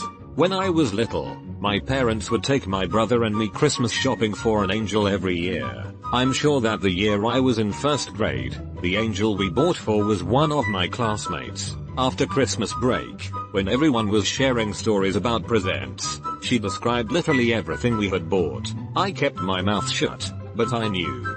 Thank you for keeping quiet. When I was in grade school, my mom had to rely on the Salvation Army for a meal box and gifts for me and my brother one Christmas. Our box was delivered by the mother of one of my classmates. She recognized me and told her daughter, who told my whole class. My teacher shut that shit down really quickly when some of the cool kids started making fun of me, but I was absolutely mortified. This feels pathetic to say, but I paid a prostitute for sex. I was lonely as fuck at the time, felt pretty far down and just wanted intimate time with a pretty girl to make me feel better. We had sex and cuddled around for way more time than I paid her for, but she said she didn't mind at all cause I had been so sweet to her. She ended up texting me later and we hooked up quite a lot later with no money involved. We had a lot of sex but also spent way too much time just lying naked in bed, talking about our lives and giving each other comfort. She was abused frequently but handled it quite well, and used me as a kind of escape from the lifeless sex she had to go through every day with older men. I'll be honest and say she was one of the most genuine people I have ever met, and despite knowing what she did when I wasn't there, I kinda miss her as she moved away some years ago. Edit. Hooker changed to prostitute. I used to be insanely attracted to one of my high school friends of same sex. Would always find excuses to touch him. Had super curly hair that was cool. He went into the Air Force after high school and haven't talked to him since. He's in a relationship though, I believe. I'm a high school teacher, and every once in a while I can see this very thing happening. Right now there's a girl who's all smiles and touchy with her friend sitting next to her. The friend's boyfriend sits on the other side. When I was in high school and was pulling into my boyfriend's driveway, I hit into the corner of their family car. When I backed up, the corner light puffed back out and there wasn't even a scratch. It went completely back to normal. No one saw, so I freaked out, parked next to the car and never said anything. It's been 8 years. I've never told anyone and I'm still with the guy. The car has since been junked. Bumpers are made of a flexible material for this reason. Tell him a vague version of the story and at the very end reveal it was their car. He'll get a laugh out of it. This will probably be buried, so oh well. I lied about my mental health to get out of a hospital I was forced into. I used to read pill labels to see how many of each thing it would take to kill me. Fortunately, I'm doing a little bit better now. Not great, but stable enough to see there's greatness ahead of me. To anyone who reads this, thank you for your time. Edit. So many kind replies. If anyone ever feels alone or just needs to vent, feel free to message. I will never turn you down. I may be some stranger on the internet, but I'm a stranger that will listen. My father-in-law was so awful that I used to spit in his tea or food and watch with glee as he consumed it. I regret it now, but it was a long time ago and I have grown up since. I don't know how to word this, but considering it'll be towards the bottom, I don't think it'll get much attention as anyway, but I just want to vent it. I'm a guy, second year college student. I'm friends with a lot of girls. Literally I'm the dad of my dorm because I act and watch over everyone like a dad. A girl, a very close friend I made this year, told me she was raped years ago by an ex. Thing is, she's not the only one.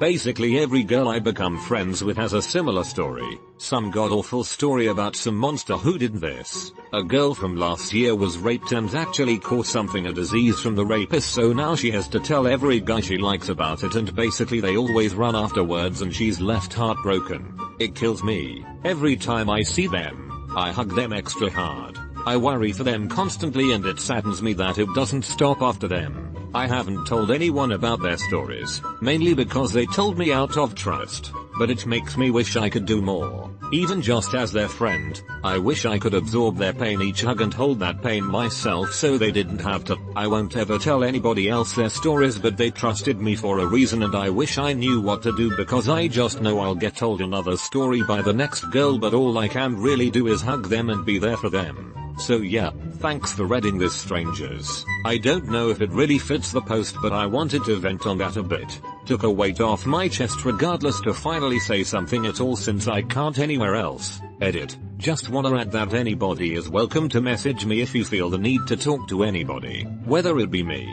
an internet stranger, or a professional. These things need to be heard and worked through. I wish I had more male friends like you. I wish the world had more male friends like you. I write fanfiction, not sexual fucks. Not as extreme as most of the replies here, but if anyone found out I would be embarrassed for life and immigrate to another continent. Hey, I want to let you know that I really like fanfiction. Sometimes the original contents don't show me enough, or it is even impossible at times. Fanfiction let me immerse in all of the imagination the writer gives me. It's amazing. Thank you for being one of the lovely writers. That show leaves me wanting more. Terry was just filling in the gaps. I do too, and I actually love reading them too. I have read so many great fanfics over the year that made me go, I can't believe they are doing this for free. I lost my virginity at age 27 with a woman who was 58. She is a sweet lady who knew my mother and felt badly for me. It was pity sex, but I didn't care. I continued having sex with her for another 2 months until she ended it because I had grown sexually dependent on her. I'm 29 now and she's still the only woman I've had sex with. On the bright side, it will be easy to take this secret to the grave since I know I'm gonna die alone. Your mom needs more friends. I'm not sure if this is sarcasm or you're being legit, but wow. Don't worry dude. I was single and alone till 31. Shit happens and you might end up getting married and whatnot. Good experience though, lol. Pity sex or not, someone was still willing to fuck you multiple times, which is more than we can say for some dudes. Buster, is that you? I sucked a dick before. I take it you didn't like it since you didn't do it again. Somewhere in basement is a decent sized collection of Nazi belongings, souvenirs my great grandfather took off bodies during the war. When I was little, probably no older than 5, I had this friend. She invited me to a play date and we played a gist game. She'd look at, touch my genitals, even spread my cheeks to look at my asshole and demand I do the same to her. It started with her asking me if anyone's seen it before, besides my parents obviously. When I didn't know what she meant, she clarified it as cunt, or saint, least my language's word for it. I told her no, why would anyone see that part of me, and she told me it was normal. She even said her parents weren't allowed to find out and that she did that with all her friends. At the time I didn't realize, but now that I think about it, SHR may have been sexually abused. I genuinely hope she got help if that was the case. If you are enjoying the video, subscribe and hit the bell to be notified of my new videos. I, a B-man, am in love with my best friend, a straight man. I just suffer in silence. Sometimes attraction grows far greater when the thing you're attracted to is unattainable. Something about it being easy to indulge in the fantasy of it because you know it could never happen. My great uncle Val used to have factory on the Lower East Side of New York where the mob families used to meet back when they were really cracking down on organized crime. He did this because my grandfather had a serious gambling problem and his daughter wanted to go to college. He'd make them all dinner and would let them wash their money through his garment business. Say what you want, but my grandfather never got in trouble for gambling. His daughter went to dental school. We never had to pay for the retirement home. And every Christmas his family gets flowers and a bottle of wine from his hometown in Sicily. My cousin fucked a stripper during his bachelor party. Hours earlier, we randomly ran into his fiancée and her friends and she made a huge deal about him hitting a strip club. Specifically because of this. He comes out of the champagne room and told me, I think I just fucked her. Only 3 people know this. Me, him, the stripper. Edit. This really blew up. So I'm never going to tell her and I'm never going to bring it up to him ever. He's actually a good guy that unintentionally did a bad thing. He thought he was going to get a lap dance but she veered him left to the champagne room. Granted, he could have walked out at any moment but alcohol was also at play. He felt guilty afterwards and we were 16 hours away from the wedding ceremony. I wasn't going to make him feel guilty about it and ruin the wedding for them both. I think there's definitely a difference between having an affair and having a stripper ride your cock for 30 seconds. What does it mean? Think. Not justifying either way, but there's a big difference in fucking someone and not fucking someone. Psychological distancing for emotion regulation. The more I age, the more I realize that humans are just really advanced robots, but with complex and messy moral insertions. Keep repeating a lie to yourself, and at some point you won't remember the truth anymore, and the lie has now become the new truth. It's just a figure of speech. First line. Says my cousin fucked a stripper. Removed.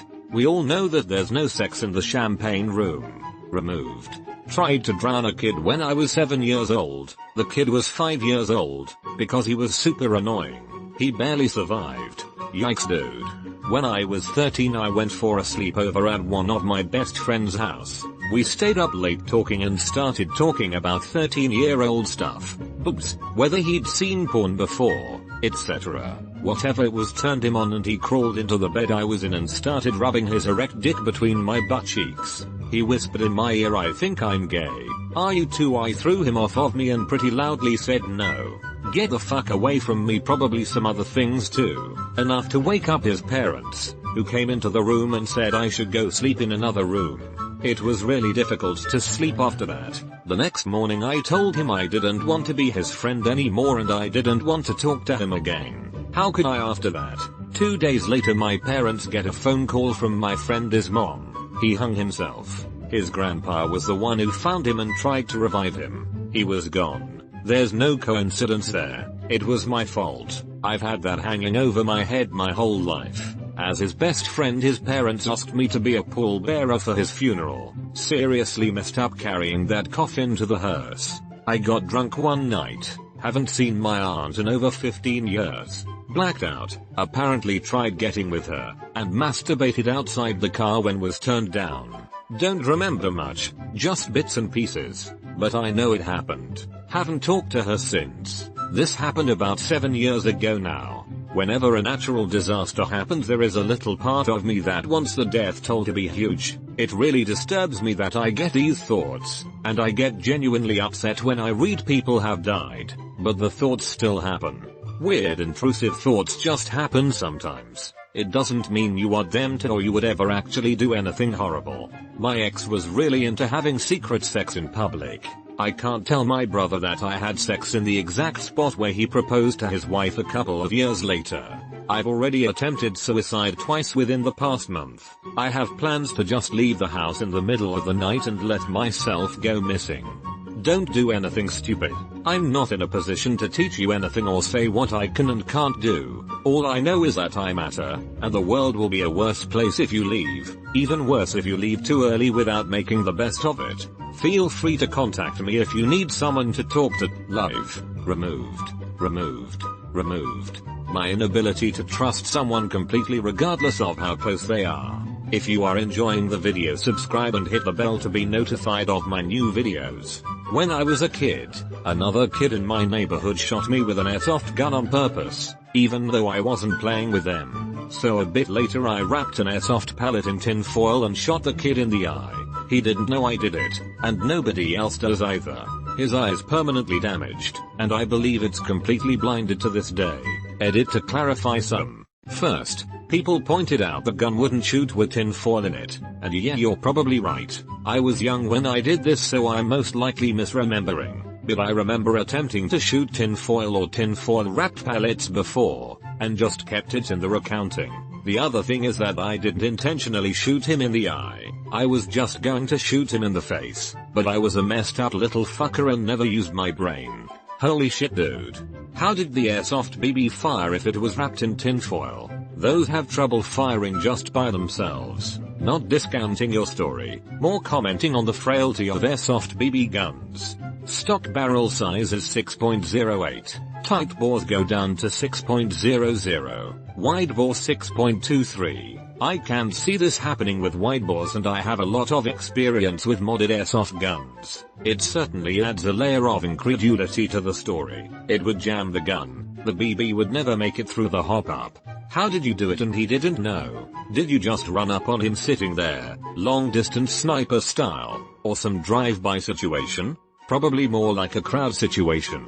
Did you live in Stevenage? I knew a kid that was shot by the neighborhood knobhead. A couple of days later the knobhead was shot in the eye and no one knew who did it, but we all thought whoever got him was a hero. If he's legit, and you're right, it's probably best not confirmed on Reddit. When I was a camp counselor, there was a kid who had bedwetting issues. We had to switch out a mattress for the kid that night. None of the other kids made fun of him for it though. It honestly was just a part of life as a kid. That's what we tried to teach them. That shit happens. Don't be mean about it. Edit. A lot of people are talking about how bedwetting could be a sign of abuse. That may very well be true, but it was not the case with this kid. It honestly just was about covering up for a kid who peed in his sleep. Thanks for being kind. It's a biological issue for the most part, signals not reaching the proper place, and not all medications are super effective. Back in the early 90s, me and my best friend, both about 12 at the time, were the reason chewing gum was made illegal in Singapore. We, along with a few other skateboarders in the city, would place chewing gum on the door sensors of the city's main monorail system. Sensor blocked equals door stuck open equals train stuck equals entire line of trains on the monorail stuck equals citywide traffic jam. All that havoc caused by one tiny piece of gum. When I was 12, my house got robbed. A few minutes before, I saw the robbers outside while I was in the kitchen. They were both wearing all black and walking near the garage. They didn't notice me. I got scared and convinced myself it was just the shadows of the neighbors outside or something. Till this day, my whole family still wonders how they got in, who they were, how did no one see them, etc. The police were called after, and our neighbors were at our house checking if we were okay. Thankfully they didn't steal anything. I still feel guilty as fuck. I gave a homeless, mentally ill woman a joyride around the city. After my last final of the semester, my friend dropped me off at the bus station where I parked my truck. I got in, and as I was about to start the engine, a woman knocked on my window. I opened the door. She asked me if I could take her home. I tried making excuses that my parents were waiting for me, but she pled and wouldn't take no for an answer, so I let her in. She hopped in the shotgun seat and immediately her demeanor changed. She was ecstatic and began laughing in a crazy way. She introduced herself as Ashley and shook my hand, and that's when I noticed the hospital mental asylum bands on her wrist. I knew I had made a mistake, but it was too late. She was already in my car. I asked where she lived, and she told me to just drive off the lot and she'd tell me where to go. So I drove, and I let her give me directions until we ended up in a town I had never been to. I knew we were lost, so I pulled into a McDonald's parking lot and asked her the name of her apartment. I typed it into my phone and realized we had driven 30 minutes in the wrong direction. It was about 1:30 AM at this point, so I decided to take the highway. This was the first time I had ever taken the highway. We were driving and every 5 minutes, Ashley would fall asleep and then wake up suddenly. I was afraid one time she would wake up and grab the wheel or grab me, so I drove fast. We finally got to her apartment. I dropped her off, and I drove home. I've never told my parents, or else they would never let me out of the house again. Closeted trans in Middle East will take it to the grave possibly very soon, lol. As I said to another member on this post, If you are ever in severe danger and need to leave, then I will take you in. I don't have much, but I'll figure a way to get you here safely and make sure you are okay and treated right. When I was a teenager around the age of 16, I dated a girl who, admittedly, I liked her more than she liked me. Anyways, we dated for 7 or 8 months and I got to know her family pretty well and even kind of became friends with her family. Mostly her aunt and uncle. Mostly her aunt anyways. It was high school and kids are dumb and my girlfriend ended up sleeping with one of my friends. We broke up, as high school relationship go. I never received any closure and I wanted to do something petty to hurt her. Looking back on it, I still feel so ashamed. Her aunt had always been friendly and even flirty with me, and so I called her as if I needed her to vent about the breakup. She was older than me by maybe 12 years or more, but I was definitely the one emotionally manipulating the situation. I convinced her to come over when my parents weren't home and we talked for a while on the futon in my basement bedroom, and we would have these long pauses where we would just sit in silence. During one of these long pauses she leaned her head on my shoulder and I took that as my opportunity to make my move. So I went in and kissed her. Next thing I know we're fucking. She's into it and I'm really into it and it was awesome. I had never been with an older woman and I felt like a badass for it. What I didn't know at the time was my ex's aunt was also going through a hard time. She had just found out her husband, my ex's uncle, had a brain tumor and was told he had only a few months to live. I didn't hear this news from the aunt, however. No, I heard it from my ex when she called me looking for comfort when she learned about her uncle's tumor only days after the fucking. He ended up passing a few weeks later and me and my ex hooked back up after the funeral. That was over 10 years ago now. Me and my ex are friends still and I live in constant fear that someday she'll find out that I fucked her aunt weeks before her uncle died. It's something I can't forgive myself for, so I'd never expect her to forgive me for it. It's my darkest secret and I regret it every day. Other than her aunt, nobody else knows. I know her aunt will never tell a soul, and I intend on taking the secret to my grave. That I've been struggling with depression since 4th grade. A few years ago I broke my hand and told everyone it was because I slammed it in a car door while I was drunk. But really I just hit it with a hammer. I started taking a lot of Adderall in 9th grade. I had 3 people who would regularly give me their pill because they didn't want it. I was dumb and didn't really know what it was but wanted drugs. Ends up, I loved it. My grades suddenly went up. I was happier and better to be around. My relationship with my parents started to get better since I was acting like a normal kid. My parents were the type to never put their kids on any type of behavioral drug though, and my relationship with them wasn't too hot so I couldn't bring it up. All 3 of the peeps giving it to me stopped within a few days of each other. I had massive withdrawal, which, at the time, didn't occur to me. I just thought I was super depressed for no reason. I was incredibly aggressive. Grades nosedived and my relationship with parents went really bad again as they punished me for my bad attitude. I put it all together just a few years ago. Kinda interesting. Made out with a close friend while she was still in a relationship. Ended up having sex with her the day after she broke up with the dude. It looks like they're getting back together now, and I have some pretty strong feelings towards her. It's made our relationship a little weird and I'm just afraid of losing a best friend. I somewhat regret letting it go that far. My sister was raped last year and didn't report it. My dad, uncle, my cousin and I are using private resources to permanently fuck this guy's life. I made an account and posted a nude on Gonuald and got 19.1k upvotes in 24 hours. Was at the top of hot and posted another photo which got the spot right under it. 13,360 karma and 8,920 followers. Deleted the account in a day because I found out that this wasn't my thing and felt kinda weird having my body on the internet. I only did it out of insecurity of my body. The comments on this are a weird mix of thirsty, dismissive, and hateful, but truly good call on your part. Nothing wrong with trying it out if you know the risks. Recognizing it's not for you and you were only doing it for validation is some clutch self-reflection. I posted this in another thread but happy to share it here too. I feel it applies. I had an on and off again online relationship for 8 years. No one knew about Ben and I don't know why it went on for so long. We would find comfort in each other and share pretty much everything. Our relationship took us weird places emotionally speaking and sexually. We both knew it was an unhealthy relationship, but I always felt like I had no other connection compared to him.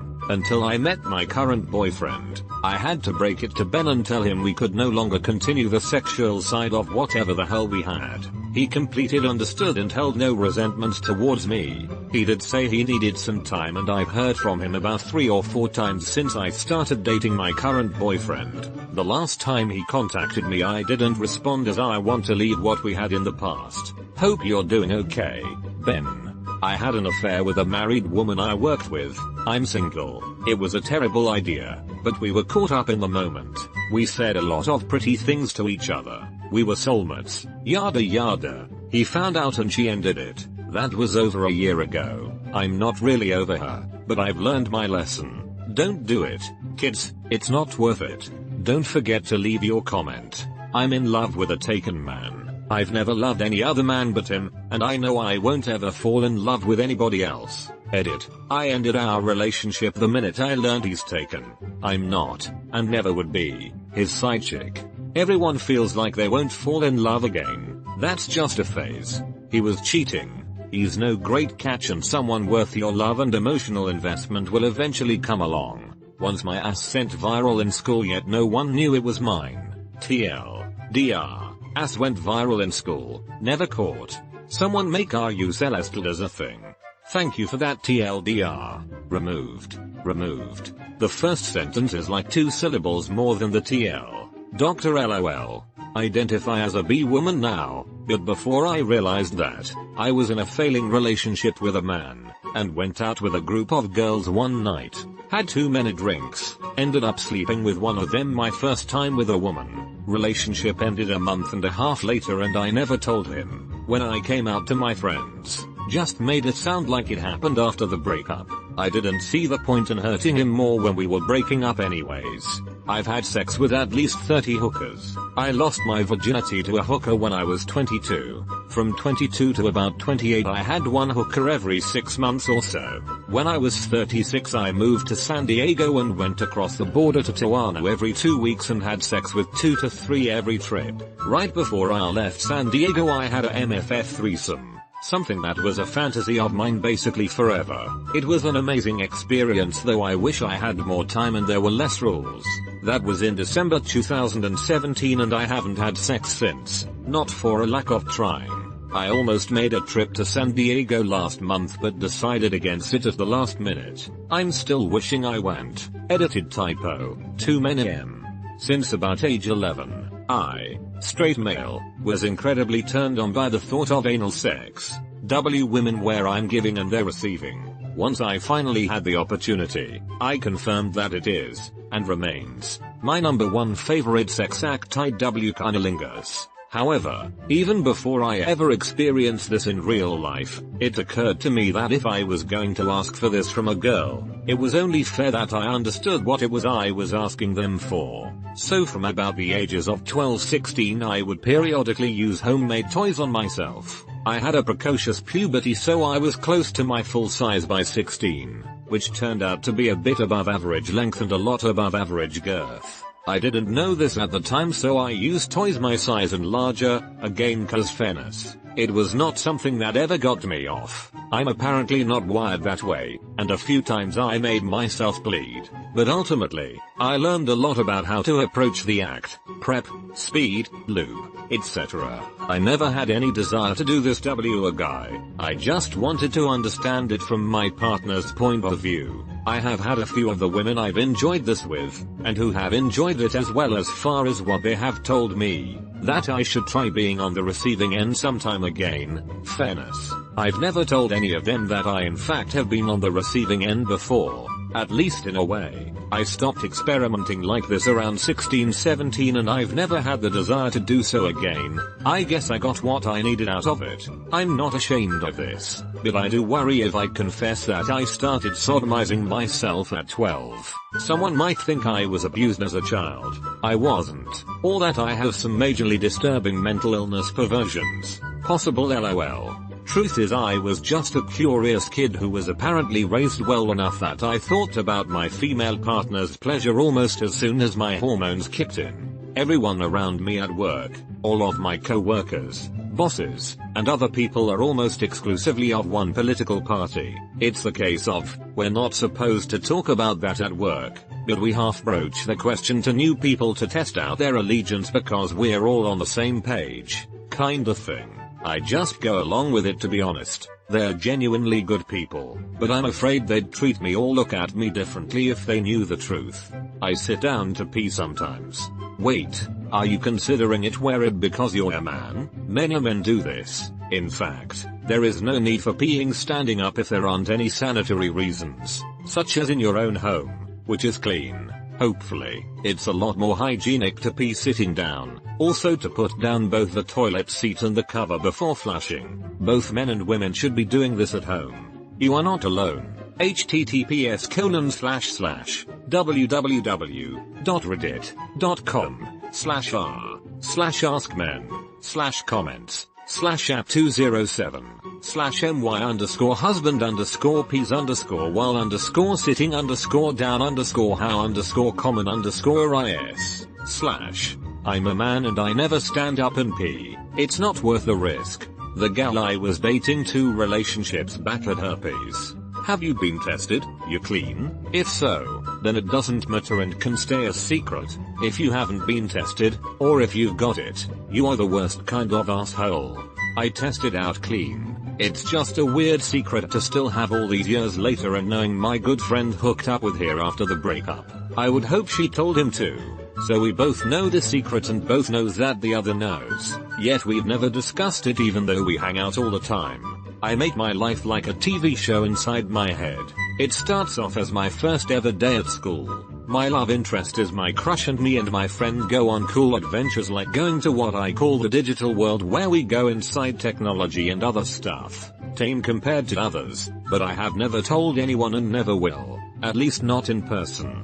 Way too many rapes on this thread. So sorry. Hope you all find some peace. My father sexually assaulted me for years when I was a child. I can't tell anyone because 1, nobody would believe me. Everyone thinks he's a good Christian man. And 2, my mother is so financially and psychologically dependent on him that she could literally not survive if he went to jail. Got a girl pregnant while at college, and while I was figuring out how to tell my family how to deal with being a dad, start a family act, she aborted it. Haven't told anyone and haven't talked to her since. I once got blackmailed on Discord. It was only a few months ago, but I haven't told anyone. Basically, a guy said that if I don't send him my nudes, he will do some things. Of course I knew he was BSing and I blocked him, but it's just at the back of my head always. I haven't slept very well since and I just keep having nightmares about it. I may be in math class and I just daydream the acts he might or might not have done. Don't forget to leave your comment. I was really young. My mother is laying down, stands up, and I'm so short, 8 at a time, that all I see is a string hanging out of her ass. It didn't register at the time. No context. However, I remember pondering, why won't the lights come on? My first ever attempt to RP, I called the dude's dick a tasty bone and he messaged back saying he started laughing so hard that he lost his mood. I was hella embarrassed. I'm a 30-year-old married man and I have a diaper fetish which includes wearing and using diapers. This is always done in the privacy of my home and usually when my wife is away for the day or a long weekend. When I was 20 I was dating a man and he was my first love, my first boyfriend, my first kiss, the man who took my virginity, etc. And 3 months into the relationship I found out he was married to someone I worked with. But even knowing that information, I still loved him and felt like I could do no better. I was overweight and very insecure, and I ended up sleeping with him a few more times after I found out he was married. One day, it's like a switch came on in my head, and I regretted it and felt ashamed and stopped seeing him altogether. I prayed to God for forgiveness every day, and even though it happened over 5 years ago I still feel really bad. He died 3 years ago. I recently got into my first relationship. It's been great, and we're spending as much time together as we can. But right now she's most of my social life, so every time I'm being social with people I'm going in for a hug and a kiss. The few times I'm not with her and hanging out with friends, I have to stop myself from going in for a kiss because that's just what feels natural, even if it's with guy friends. I pick my boogers and put them on the side of my bed. Gross. Flick them into the corner like a normal person. You savage. That I cry at night thinking no one loves me, that it does upset me when people call me fat, that I genuinely think I'm not good enough. Just some of the minor things. I can't tell my family because they'll try to beat the sickness out of me. I know this isn't me just being paranoid because my mom told me she would do that if I ever had a mental illness. I just want to feel loved for once. My weird fetish. Giant robots. I want to be one so that I can stomp people and obligate them to lick my robot's feet. I'd love to be like this. https://www.deviantart.com/gothagelo/art/the-crimson-biker-reveal-81766. Imba-curious. I wouldn't take it to the grave if I don't end up with a stable relationship with a girl, but otherwise, nobody would need to know. I lied to my SO about something that happened and now I'm too far in to tell them the truth. Edit. It's a very personal story, so please don't downvote me or whatever because I won't put all of my business out there. I'm trans. If anyone found out, my life would be hell. What country do you live in? I'm Zimbabwean, but I'm in South Africa for college. Get the fuck out of there the second you can. That's actually dangerous for you. Don't really have many options for that which don't involve me applying for refugee status. Depending on what you are studying, coming to the UK could be an option for you. We're going to be very short of a lot of professions after Brexit when the EU citizens go home. Our loss could be your gain. Once, I went to a sex club and got quite drunk. A skinny girl started groping me, pulled my penis out and stuck it on her behind. Halfway through it all, while she took care of 3 other guys at the same time, I tried to feel her between the legs and felt her penis. Let's just say that I quickly noped out of there while she looked at me and she was mad for being rejected. Nothing against trans or whatever, but at least I should be warned before. In my intoxicated state I did not realize it was not a bi woman. Cadbury caramel bars are just a 2-piece mold, and there aren't right and left Twix factories. Incorrect.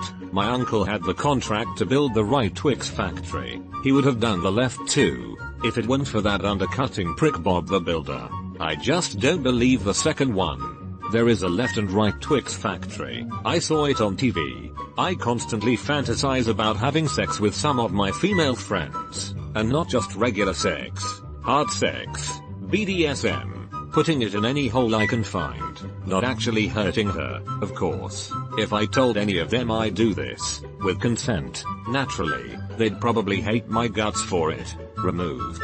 I lied about a suicide attempt to try to make my friends stay instead of leave me. If you are enjoying the video, subscribe and hit the bell to be notified of my new videos. I heard what I believe to be the voice of God. It was in my head, incredibly powerful and overwhelming, and kind of terrifying. It happened once when I was young and never again. I was religious at the time. I don't have any symptoms of schizophrenia or another mental illness that could cause such a strong auditory hallucination. I don't really believe in God these days, but that experience is one of the reasons I'm not an atheist. I shit my pants twice in school, and I learned how to masturbate when I was 11. Girl. Back in high school I had a baseball teammate who didn't see eye to eye with me on almost everything. We were the best players on the team, so for the sake of team unity we both kept our mouths shut and played ball. Junior year we committed to universities in the same conference. I heard during my freshman year of college that he was saying some unflattering things about my family, from a reliable friend who attended the same school as him. That was the tipping point, so I paid our starting pitcher, I play shortstop, $100 to hit this kid in the head when he came up to bat. Well, my pitcher friend did his job because he hit the kid in the back of the head with a 92.4 miles per hour fastball. He was knocked unconscious and rushed to the hospital. This happened this past spring and the kid cannot play sports anymore and has to wear a hat and sunglasses outside still. He had to drop out because he couldn't keep up academically anymore. Honestly feel like an asshole now never telling anyone about that. I started as a freshman at shortstop and batted third and played great, but if my coach or AD found out I would be cut immediately, taking that one to at least graduation. One time 10 years ago I found an old woman's purse in a Walmart cart in the parking lot. She had $2,500 in her purse and many platinum-ect credit cards. S's card. Her address was a real richy area. It was a Gucci purse act. So I took the cash and burned the whole purse, credit cards and all. Better than some tweaker stealing her identity, or fucksking with her credit cards act. Now as a matured adult I should have drove the purse to her home 15 minutes away. Money and all intact. It's what I'd do now. But I was short on rent and bills and got caught up and haven't been behind since. I feel bad. But hey, that's my take it to the grave. I know I was wrong taking the money, but I also didn't want her identity, SSN or CCS or checkbook stolen act. I did wrong. Feels bad. But it happened at a time when I really needed money and I took it as a sign. Thinking back now, I could have just threw it on her doorstep or in her mailbox late at night, instead of burning it. Edit. I just remember her name and found her address. I'm going to go pay her back $3,500 to cover the cash and purse and the hassle of getting new license and SS card act. This was 10 years ago. Actually on my way now to the bank to withdraw all $3,500, then drive 20 minutes to her home. Like I said, this happened 10 years ago, so IDK. I hope she doesn't call the police when I show up. Wish me luck. Guess either way, whatever happens I won't have to live with it anymore or take it to the grave. Do yourself a favor and break up with this partner of yours. It's just selfish and honestly rude to keep him around whilst you have a secret love with his best friend. I know this will make me sound nutty, but I am convinced Jesus, Satan exist. I grew up in a non-religious family with no interest in religion whatsoever. Since 2013, I have seen things that make me believe that supernatural characters in the Bible do exist. And no, I don't do drugs and they are definitely not hallucinations. I haven't told anyone about the specific details because I am pretty sure I will be seen as crazy. My dyslexia read this as Jesus and Santa the first few times through. I'm pretty sure this is the perfect time to share the specific details. I haven't told anyone about the specific details because I am pretty sure I will be seen as crazy. Why not tell us here? There are some things I did as a kid, meaning like 15-20 LOL, that I cannot and will not ever tell my parents. Those 5 years were the craziest years of my life, secretly, and I don't wanna crush my parents' beliefs that I was a good kid who never did anything behind their backs. My parents would kill me if they found out, but they don't have Reddit. So, 1. I'm queer and the dude I dated in high school for all of 10th grade was just to convince them I'm straight. 2. I'm non-binary and I can't tell them until I've moved out because my dad is a Hindu extremist and they're both extremely transphobic. 3. My friend who visited back in August is actually my long-term partner who I've been dating for almost 2.5 years now. We even plan on getting married, but as far as they're concerned, I'm a sad virgin with no marital prospects. I got my ex's daughter pregnant. Thanks for watching. Subscribe, like and hit the bell for more videos. Comment your views.